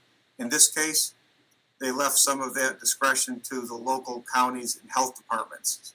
And so they asked each of the county health departments around the state to give information, to give an assessment. Essentially, the term they use, I believe, is authorize. They needed to authorize whether or not the schools would be allowed to move forward. This has caused a great deal of confusion, unsurprisingly, both because there was not really any lead up to this. Nobody really knew this was happening 2.5 weeks ago. Very short deadline or timeline to turn around of March 1st when you're talking about this initially on January 22nd. And then there was further confusion because counties reacted to this in very different ways. And so when, Mr. Congdon, myself, and other people at the school are getting lots of questions like, well, wait, why is Onondaga County doing this, or Oneida County doing that, or Cortland County doing that? It became very disjointed. Section 3 has responses from districts all over the map because the counties reacted differently. So our county, Madison County, on Thursday, it was late Thursday evening on January 28th, 6 days after the initial declaration from the governor, the Madison County Board of Health issued a statement, a pretty strongly worded statement, noting that they believed, they recommended that medium and high-risk sports should not be started for a period of a month. They established this month window where there could be further assessment to look at all the different ways that they measure how our region is doing. So given that advice from the experts of our region, we felt that really the only responsible choice was to follow that advice. We followed the advice of the experts at every step of the way, going back to the spring, and then certainly moving forward into this school year when districts were given some ability to make decisions. For example, when the fall season for the sports that were allowed to participate, we followed the advice of the experts. We allowed our students to participate because the door was open and there was nothing that was prohibiting them from doing so at the state or local level. When low-risk sports like bowling, for example, in the winter season, where the door was open for that participation, our students were participating in bowling because that was allowed, and there was nothing prohibiting that at the local or state level. This was different because our local Board of Health strongly recommended that we should not engage in high-risk sports at this point. So we're hopeful that now that we're really almost a couple of weeks removed from their initial declaration, citing their position, we're looking forward to a reassessment within that month-long window that will let us know, are things the same? Is the recommendation still that we do not proceed with medium and high-risk sports? Or is the situation, as the situation comes to the point where we would, with their approval or blessing, with the proper parameters in place, start this season. So that's sort of some of the background and the history of what seems like a longer time. It's, this has all happened in the last 2.5 weeks. But I've asked Mr. Congdon to sort of walk us through what our options might be, some of the different things that are unusual as we look to what sports is going to look like for the second half of this year, and also talk a little bit about some of the options that might be available that would allow us to still abide by the the Board of Health's recommendation, but still potentially allow our students to still be engaged with some things that would not be in stark contrast to the recommendation of the Board of Health. So, Mr. Congdon, do you want to pick it up from here? And Sure. Thanks, Mr. Becerra. Good evening, everyone. We're in the 7th inning stretch. We're almost there. So, Mr. Clancy, I know Mr. Becerra talked a lot about what I was going to talk my first slide, but if you don't mind putting up that timeline, just want to go over a couple. So like I said, this has only been about 2.5 weeks. I can't believe it. It seems like it's around the clock. That's all I've been talking about. And only made an announcement 2.5 weeks ago. So Mr. Becerra did go through that timeline. Just add a little bit. When we did get the news on that Friday night, Monday, the athletic directors, we've been meeting every day. Actually, today is the first day I haven't met with a Center State Conference athletic director or an athletic director from Madison County. We have another one tomorrow. So we meet and just planning all kinds of scenarios. It became evident that we had 6 different counties in the Center State Conference that we had to go by their guidelines and their recommendations. We had to discuss what sports we were offering, even what levels we were offering, what divisions we would go by, shifting the seasons, a lot to it. And we're all at different places because we were one of those sports that had a fall season, but some of them did not. So, like I said, since the 25th, we've been meeting. I can remember that first initial meeting, I was looking, I was like, wow, I got to start sign-ups. I remember looking at the clock. We usually do these during lunch period. I'm multitasking as I'm in the meeting, writing down our sports sign-up forms. And there was like 15 minutes left on the 25th for me to get to that first period, or first lunch period. And we did start the sign-ups then. It was, if we were able to move forward, let's start the sign-ups because it is a long process when we do a sign-up. So not only do we got to get that permission consent form back, nurses have to check the health history, got to make sure they have physicals. I had to create the spreadsheet for the coaches to let them know who can start, who can't. So we didn't want to delay that if we were ever given the green light. An update with the sign-ups. We would have enough for all 4 levels of boys and girls basketball based on the sign-ups if everyone comes out. 4 levels meaning 7th grade, 8th grade basketball, JV, varsity. Our sign for boys volleyball, they're a little low. In the last few years, we've been able to have a JV team. I am worried about that. We have enough for a varsity, but I did do some more recruiting if we were going to get the approval to have competition this year for a JV team. Mr. Becerra, he talked about, Madison County, as we were waiting on the 25th for, okay, we want to move forward. We just got to get the green light from Madison County. Well, that didn't happen. It was Thursday night, about 9:15, I got the news and I was like, oh, wow, this doesn't promise that. I don't think we can go forward with this. So that's where we were as far as the timeline. Where we are now, like Mr. Becerra said, we've always followed the guidance of the health experts. In the fall, I didn't look to the east. I didn't look to the west. I was just like, they're endorsed in low and moderate risk sports. The health expert says it's good. I was on the impression I felt it was safe, so I advocated for them. I don't know if we were the first. I know we were one of the first, but like I said, I didn't look. I right away drew up a plan for all the Center State Conference ADs and said, we're going forward. Here's our plan. Ended up being a model for a lot of them about, if you come here, what to expect. And, we had consistent guidelines. So we did follow their advice. With the winter, the moderate and high risk, they weren't endorsing it. That was about 2 weeks ago, not even a full 2 weeks ago, that Madison County said they weren't going to endorse it fully. A lot has changed since then, as Mr. Becerra said. You look at our numbers, I follow them daily. Our numbers are going down. I'm hoping tomorrow I can say, at least in Lennox, we are in single digits. So it continues and continues to go down. Where a couple weeks ago, I was still on the edge, about starting some activities. Now I am. I've been talking to Mr. Becerra more, and I'm advocating with him about starting up some activities. Yesterday, we had a call with Dr. Mulholland. Talked to him about a plan where I'd like to start some volleyball and basketball. Told him what we would be doing. And he was confident for us to move forward. So, taking the advice of another health expert. If we get approval and we're able to start, I would like to do boys volleyball, starting as soon as we could, in basketball, but non-contact activities only.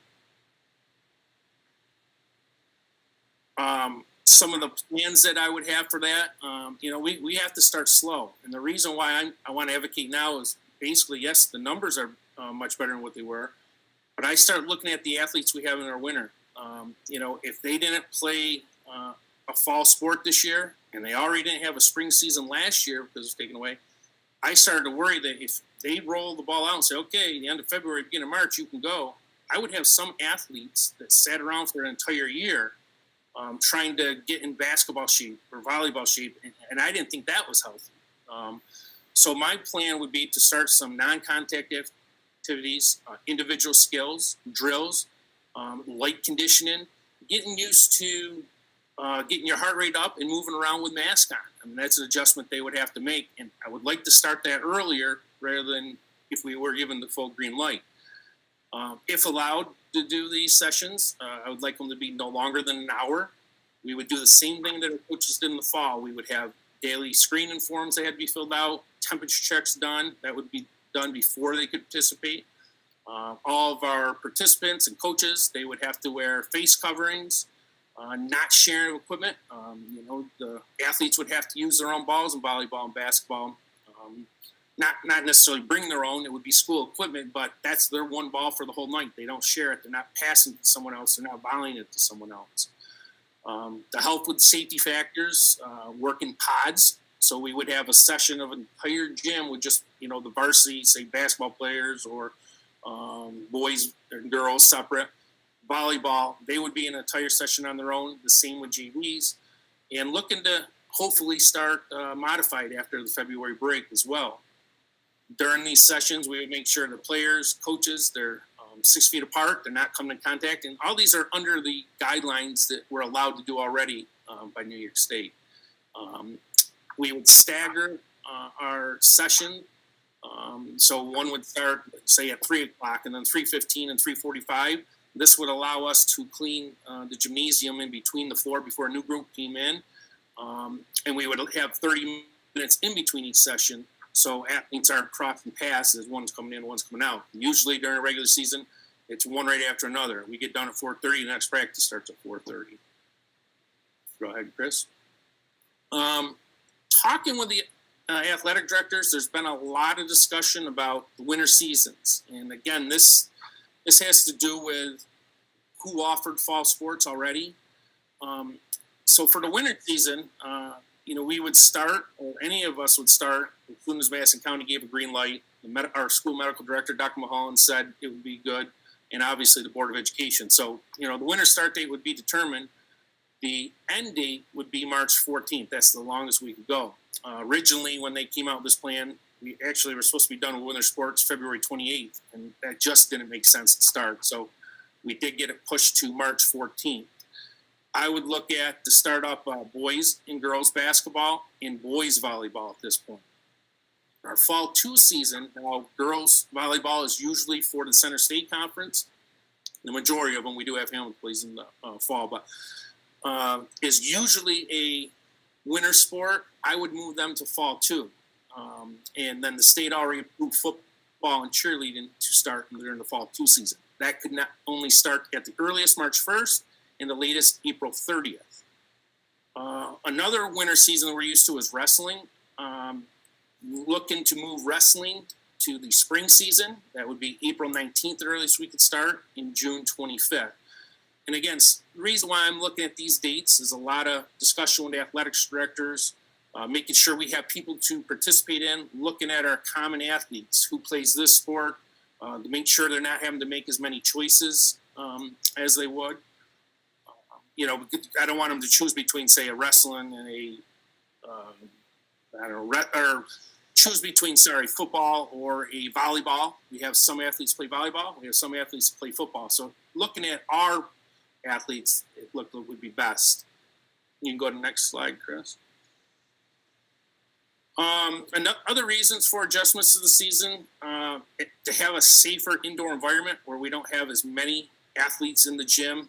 We can work out in pods as much as we can. Now it gets hard sometimes with modified. We put them in the playroom sometimes for practice, but we like to give them one of the bigger gyms, a scoreboard. But put them in splitting the season so there's not as much use and traffic in there. And again, we have to be consistent with what some of the other schools are doing. I talked about wrestling earlier about moving it to the spring. Right now, all the Tri-Valley League, so you're talking like your VVS's, your Camdens, more of Oneida County, they've moved wrestling to the spring. And then when we go to the west, Onondaga County, the majority of those Syracuse schools have moved wrestling into the spring. So I was looking at now, even if they gave us the green light, by the time you got 10 practices in for wrestling, we wouldn't really have anyone to wrestle. I thought Kaz originally was one of the schools that was going to try and do wrestling during the winter. When I talked to their AD today, actually, he said, no, they're only looking at possibly intramurals for the winter. So those are reasons with the adjustments. I know some people may be concerned about, what about baseball? That is a team sport that we have in the spring. And again, these decisions were made based on our athletes. Looking at who's played baseball as a modified player or 3 years past, I am looking at where 2 athletes would have to make decisions. But that's not, that's the least impactful is what we would if we shift them in other seasons, like say a fall 2, where we have a lot of wrestlers and basketball players going at the same time. So that was one of the reasons that we decided to go there as well. We do have another sport we do. We combine with Cazenovia. One of our student athletes participates in hockey for Kaz. I talked to their coach today about this. I'm proposing that we could start activities, but we don't have any contact. We are not sharing equipment. I asked him if we did get approval and Madison County comes out with a better recommendation, would our athlete be able to join your team at a later date? And the coach said, yeah, wouldn't have a problem whatsoever with that. He would still have to get his practices in, but there is still the opportunity for our student that plays ice hockey as well. But my hopes, and this is wishful thinking, probably about a month ago, I wasn't pushing as hard, advocating as much as this. But, with this COVID, we've seen the trends, they go up and down, and they move fastly. I do think we're in a better spot. So my hopes and wishful thinking is that we continue to decline, get back to those single digits where we were before, and where I can safely recommend that we start basketball and volleyball competition. If that happens, I'm hoping the Department of Health, they can give us a little bit better recommendation about starting these. And then the next step would be our school medical director approving a plan that we make to go forward with competition.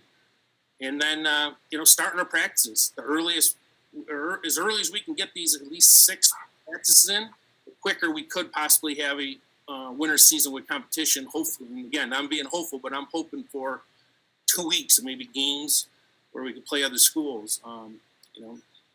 I look at it as, some's better than none. I'd rather do all that work, but I think of some of our seniors, even if it's only a few games, I do think it's better than none. Less a bad taste in my mouth last year that we just couldn't have anything for our spring athletes, especially those seniors.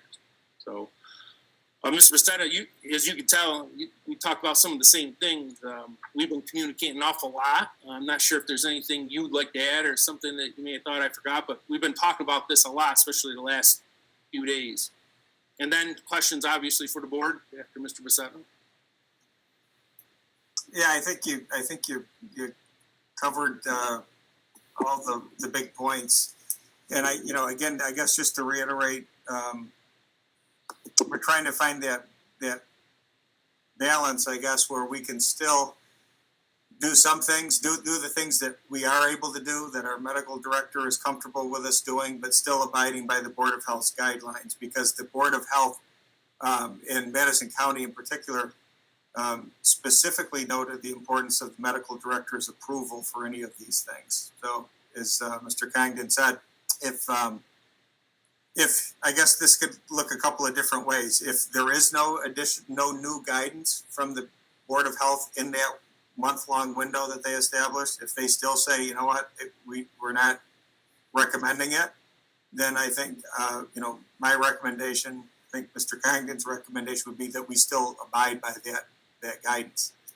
However, being optimistic and hoping that maybe that would change,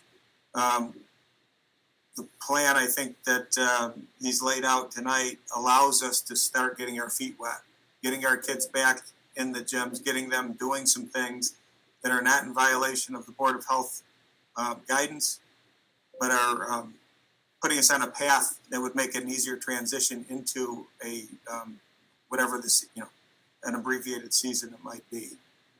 So that's what we're hoping for. And we think, again, this is sort of a way of not compromising the standards that we've used from the beginning, but also, letting our kids do what they can do. Questions? Any questions? Yeah, Stanley, thank you. I'm very comfortable with this new recommendation of yours, and I probably I have two questions. One is, do we have any indication? I think, hold on, I think we have a couple going at a time, I know. Okay, I don't know. Go ahead, Mr. Bazan, I think you were. I just have one question for Stanley. I'm looking at that abbreviated winter schedule now. So if I want to play basketball, but my heart is really into football, what do I have to do as this athlete? Mr. Bazan, that's actually a great question. I'm glad you answered. For others, again, we've been talking so much, so it's just common knowledge to me, and I understand that would not be common knowledge to everyone. And usually football and indoor track are the only two sports you can't do at the same time. I don't know why indoor track, but those are the two that they don't allow you to do it. So we are allowed to participate now in two sports at a time if they want it. Now, would it be difficult for football? Yes, it would. And that's why the original seasons were a little bit better. I didn't want to start the fall 2 season really until March 8th, but then it goes by what every county is doing. So, we went from shipped into, we're going to be in the Center State Conference for football, which we never had. Usually Section 3 puts us in a division, to now we shifted more where we might possibly be in Madison County. So now it's all a collective how we start. So to get back to your question, you can participate in both of this time. We would be careful with those athletes. I mean, school's got to come first. They got to make sure that they're doing their schoolwork. Want to run them to the ground. And when I said that, the earliest we can start is March 1st. Also, yeah, I think it's only like a 2 week, right? 3 week. Same now. So that fall too. When you're talking about volleyball, cheerleading, and football, they really get. So they got in the beginning people taking time away from, and then at the end also.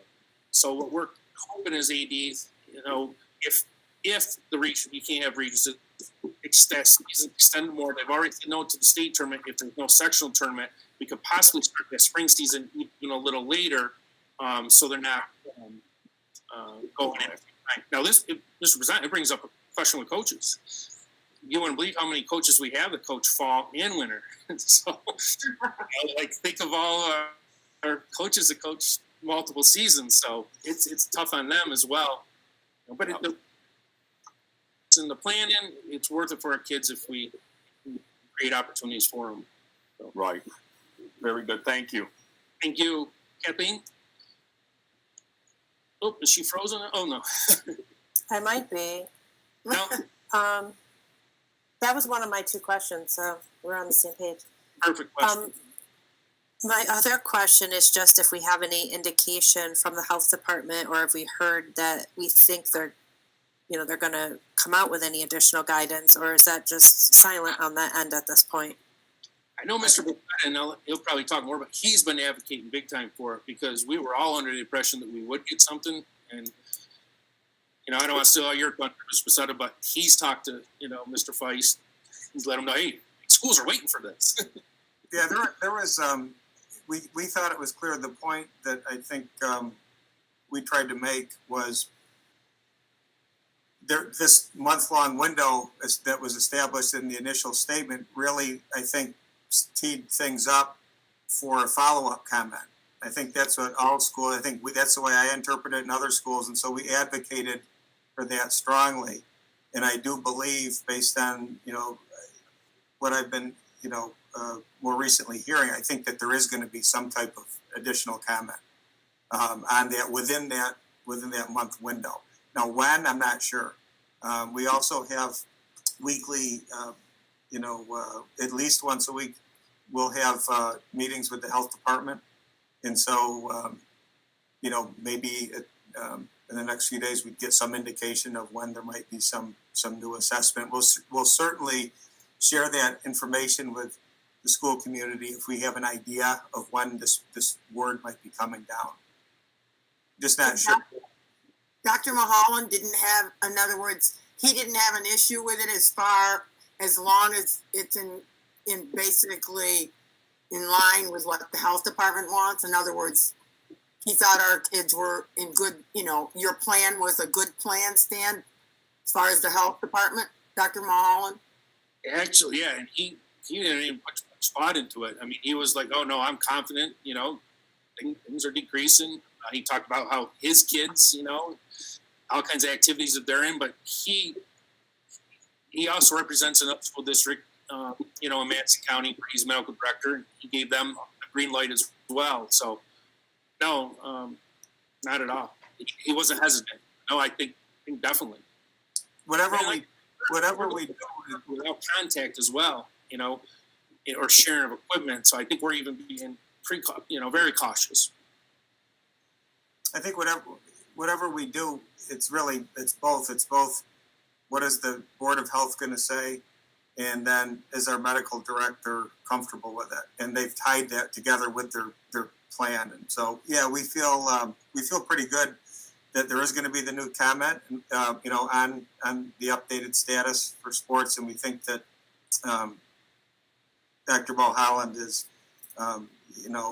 with what we've talked about at this point, it seems comfortable with that plan. But again, we'll have to bring all of this together once all the pieces of the puzzle are available to us. And one more comment, Kathleen, on your last question or comment. One thing that I look at that he wrote in his document that he said he thought it was best to delay them till rates further decreased and more vaccinations occurred. It drastically, in my opinion, decreased even since he brought out that document, 10 or 12 days ago. And obviously, more vaccinations are always going to occur. So, if I could put the pressure and say, "Hey, look, what you said is happening," So. Yeah, the regional infection rates, which at some point I think were going up 7, 8, 9, quite high. I think at least a few days ago, the last I'd seen that data, it was in the 2.7, and may even have there may be some fluctuation, but significantly lower than what it had been a few weeks prior. And we were 1.9 today, and I keep watching because we're always in second place. The only region that's been better than us is the southern tier. So as far as that, out of all the regions of the state, we seem to keep coming in. They're second best, second best. But southern tier keeps beating us. They were under 1% today, actually.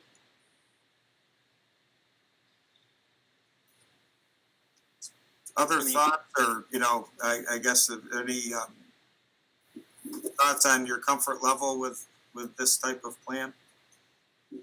I just got a couple quick things. I'm more just looking for information. What's the current phys ed class model? How many students are in a phys ed class? What's the separation factor, and what are they actually doing in phys ed? Yep, it's not how many can be in there. What it is depend. All gyms are different, no matter where you are, but they do have a 12-foot. They have to stay outside of 12. Okay, that's what I thought. Yep. So I want to relay that back to what's the difference between a phys ed class having to be 12 foot apart and put these kids within 6 foot. I disagree with that. I'm just going to tell you that.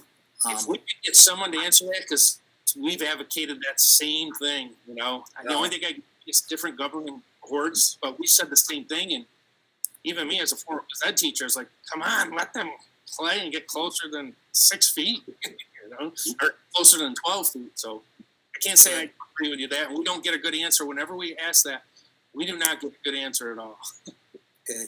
So I just wanted to clear that up, and that's what I thought it was. So it goes against what they're saying. So there's a conflict there, which there's going to be conflict with others outside of this meeting that people are going to question that same thing. The other thing I question is that, I was a sports person growing up as well. But it seems as though our extracurriculars and our arts are being left out. I don't see any advocacy going on for this in the push. And I would say there's as many students involved in that stuff as there are athletics. And, so I'm having a hard time with pushing the athletics and not pushing the other stuff that makes as much of a difference in a kid's life as the sports do. So I would, as a district, I would like to see us advocate more for extracurriculars as well as the arts, because, little less contact doing a play than there is playing basketball. Just saying. So it's just a couple comments. So thank you. Thanks, Wes. I think there is some quite a bit of advocacy going on around the state, and I know because that's not surprising. People are asking the same question to Western State. Why? What about the guidance for that, or what is going to be possible? So I wouldn't be surprised if there is some new guidance on that, because I know that the state has been pushed on that issue, because there does seem to be a definite inconsistency. So let's hope that there is some guidance forthcoming. And when I say we, I was like athletic directors and PE directors, we have all asked that same question. I mean, I don't want to hear this from government and board. Is it safe or not safe? So that's what I meant by we, the athletic directors and physical education directors in New York State. And especially the PE, like, how do I answer these PE? Like, this doesn't make sense. A lot of what we've had to do, or the guidelines, recommendations, a lot of them don't make sense, but we just have to follow them. And one other question I had was, so a student chose to do remote learning and not attend school because of the concern of COVID. Are those same students going to be allowed to now participate in a sport when they don't want to attend school because of the risk of COVID? Yep, that's another good question. New York State rules, yes, they are allowed to do that. We actually had some athletes in the falls that were 100% remote, participated on our sport team. What New York State says, if we can even close our building down, not because of COVID, but because too many staff members are quarantined, so we don't have enough staff members open. We could even close our building down, but still participate in athletics. Now, when you can't, like COVID cases, that's the reason why we're shut down, because we have too many, and you can't participate in athletics. But remote student, they're eligible to participate. And then if we close down as a district, just except because of staff quarantine, they're still allowed.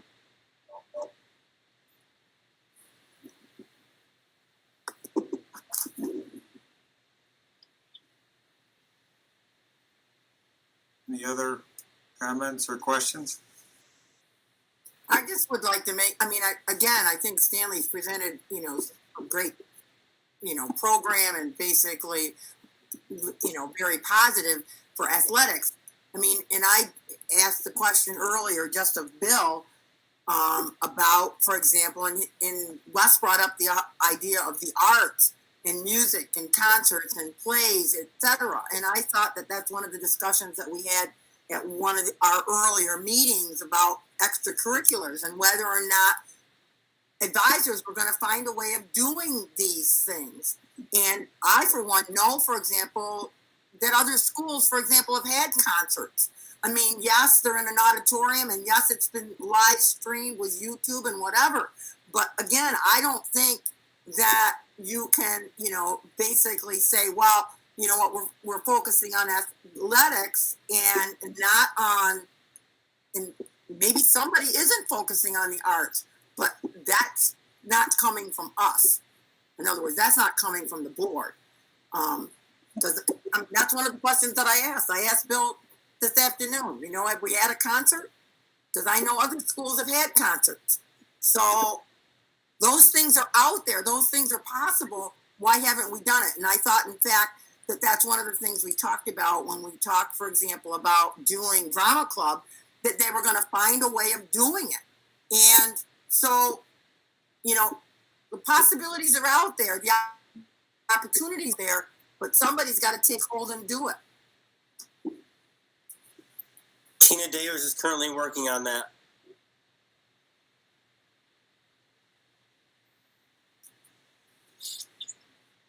And athletic directors, like during our meetings we talk about, we as athletic directors, we're educators also. We have had no comments, even though we're athletic director meetings. A lot of us said, "Hey, when are we starting this? When are we starting that?" If you pulled a lot of the athletic directors, they're thinking, "Why, we have to follow these guidelines. We get it, but when are we just going to come back full time? The numbers continue to decrease." So those are conversations that we have, as ADs about the extracurriculars. We're just the ones advocating for the athletics. Right.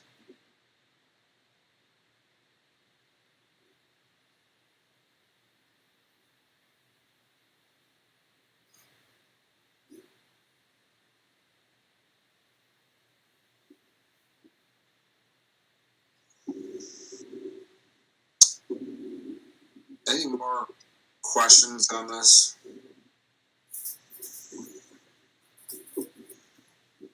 I guess the thing is, anybody opposed to coming out and entertaining a motion to move forward with this plan and approve coaches?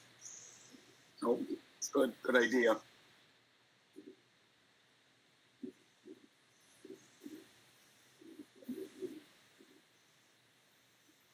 Okay, so I'm not hearing anybody not wanting to do that.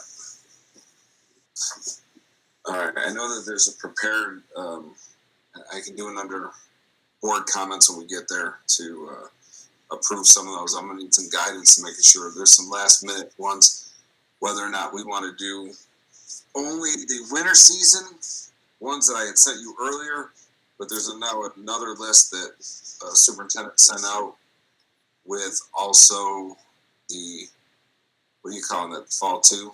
Fall two. The fall two coaches. I don't know if you've had a chance to read those yet either. We can have that conversation and executive talk about those positions and then come back out one of the items that we can come back out with.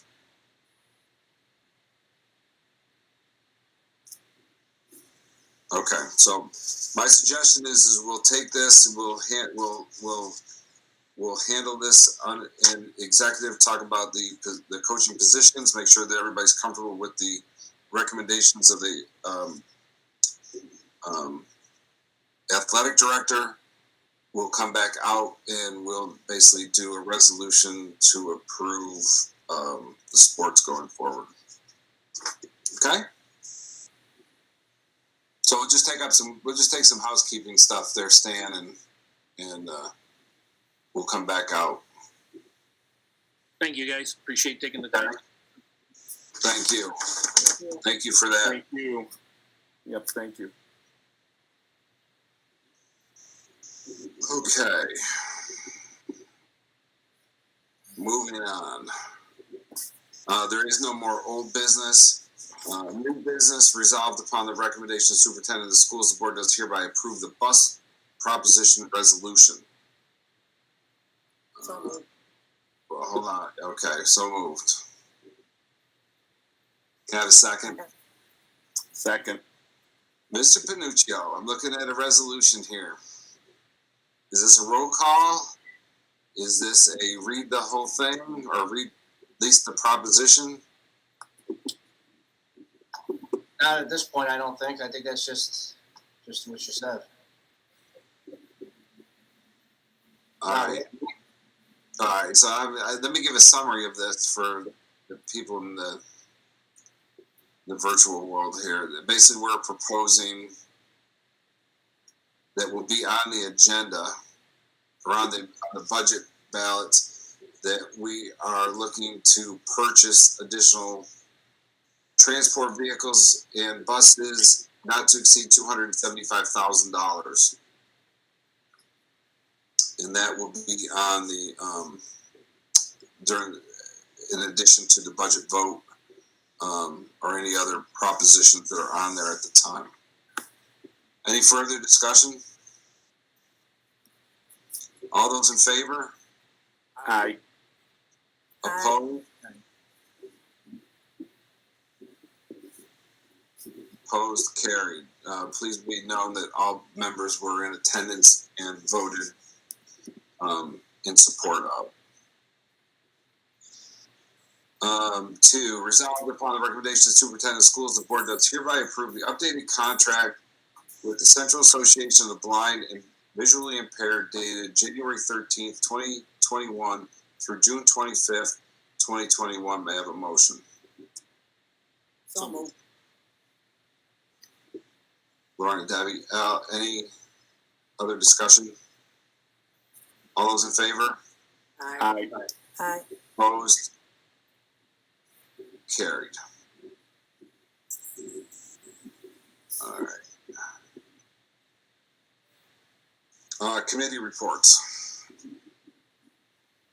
Policy. Policy met this evening. Just reviewed some additional language and updating on policies regarding homeless education, student enrollment, and student dismissal. Two things we wanted to share back with the board. This came up a couple meetings ago. I think we never really circled back around. There's one policy that we wanted the rest of the board to see regarding attendance. There was a couple different things that we talked about which we thought were relevant. I just want to make sure we're on the same page with regarding language about documentation processes for excused and non-excused absences, as well as the policy reads as an incentives program. So Nick's going to put together an email for the rest of you to review that, just to take a look at. We thought it'd be important for you guys to weigh in, given the as we saw again tonight, attendance is a hot topic for everyone. So just want to make sure everybody had a chance to review those. And then the last policy that we talked about, excuse me, that came up this evening is some new legislation with regards to gender-neutral bathrooms. We thought it was relevant just to have specifically Bill and Wes, our involvement with the Facilities Committee, just to make sure that we're probably well aware that King and King and everybody's on top of that. But there's a lot of new legislation that goes into effect March 23rd with regards to single-use bathrooms and markings and the way those are supposed to be structured to be now gender neutral as of March 23rd based on state compliance regulations.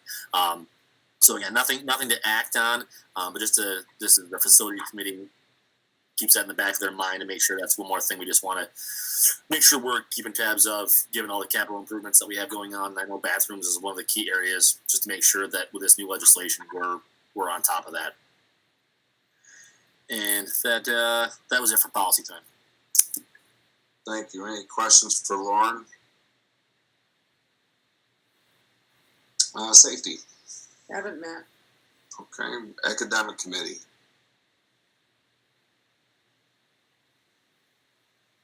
We haven't met. Okay. Facilities. We haven't met since the last meeting. And then budget and audit, as you're aware of, we met January 26th, and then we did approve all of the contractors for the capital improvement going on there. And I know that I know that Nick is continuing to work on the budget.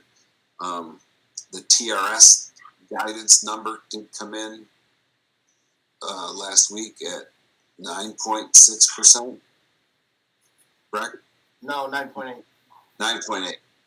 They've given guidance between 9 and 10, so little on the high side, but not over where we were at, I think. Any questions on that? Okay. Superintendent, board comment period. Anybody have anything? All right, superintendent report. All right, just a couple of quick things. As I think was noted earlier, we're still not sure where the state assessments, where they stand. You know, we know that the state is actively pursuing 2 waivers that would one, open the door for not having the state assessments for 2020-21, and also to give districts relief from some of the accountability measures attached to that. So obviously we'll share that when we get any type of confirmation that there's, you know, of the status of those waivers. Also, district newsletter will be coming out in the next couple of weeks, the winter newsletter. So be on the lookout for that, for the hard copy. Just a quick reminder.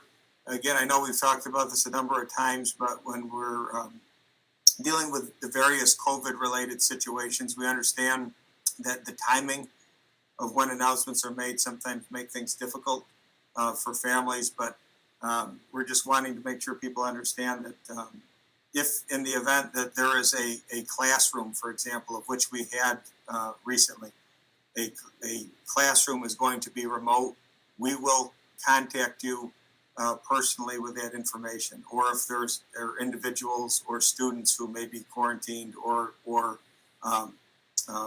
in some way needing to work remotely, we will make that contact.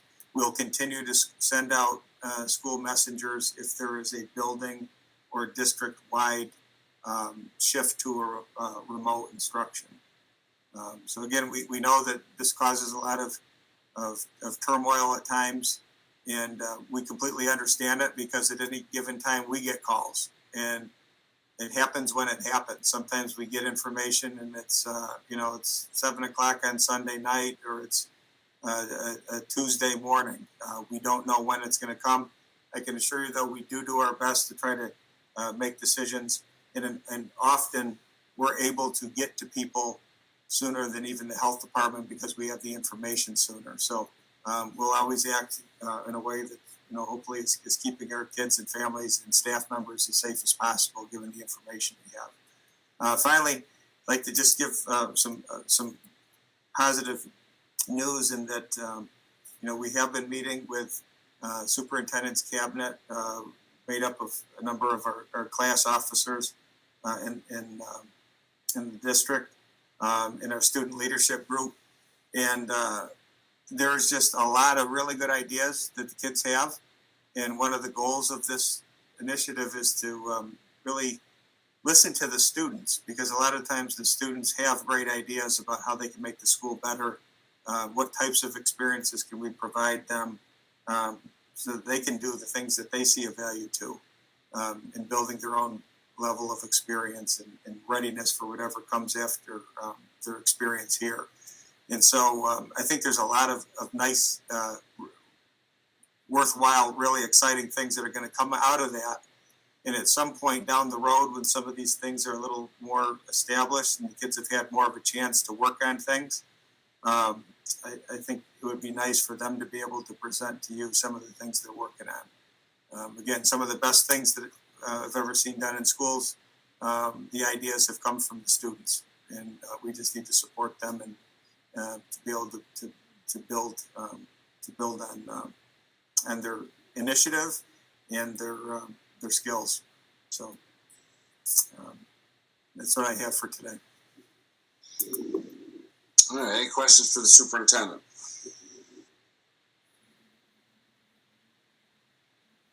Okay. Personnel recommendations. All appointments are pending clearance on fingerprinting. So we have a substitute appointment. Resolved upon the recommendation of superintendent of schools, the board does hereby appoint Mary Lafferty as a substitute teacher at $95 per day effective January 21st, 2021. May I have a motion? So second. All those in favor? Aye. Aye. Opposed? Carried. We're going to hold coaching till when we come back out. There was no other public comment period.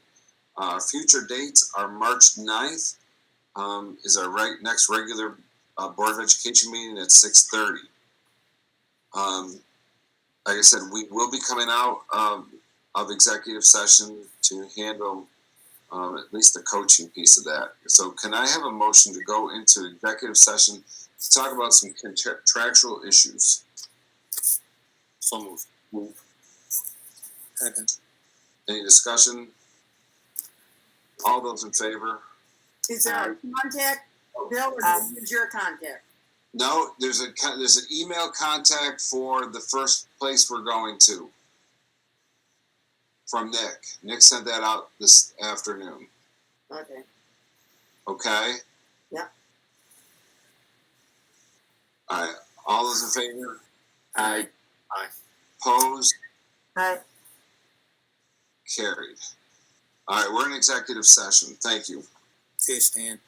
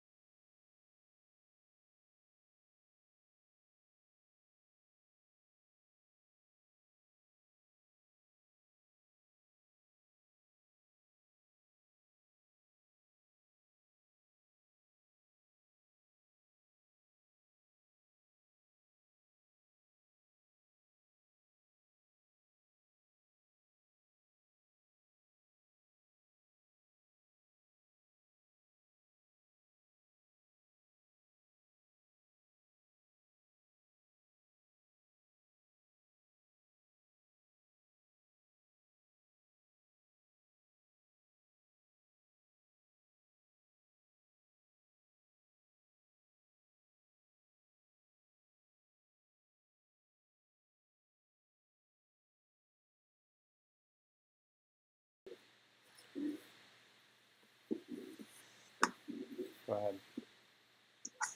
You're good? Are we good? Yep. Okay, welcome back. For those who are still following, we have one piece of business to take care of here.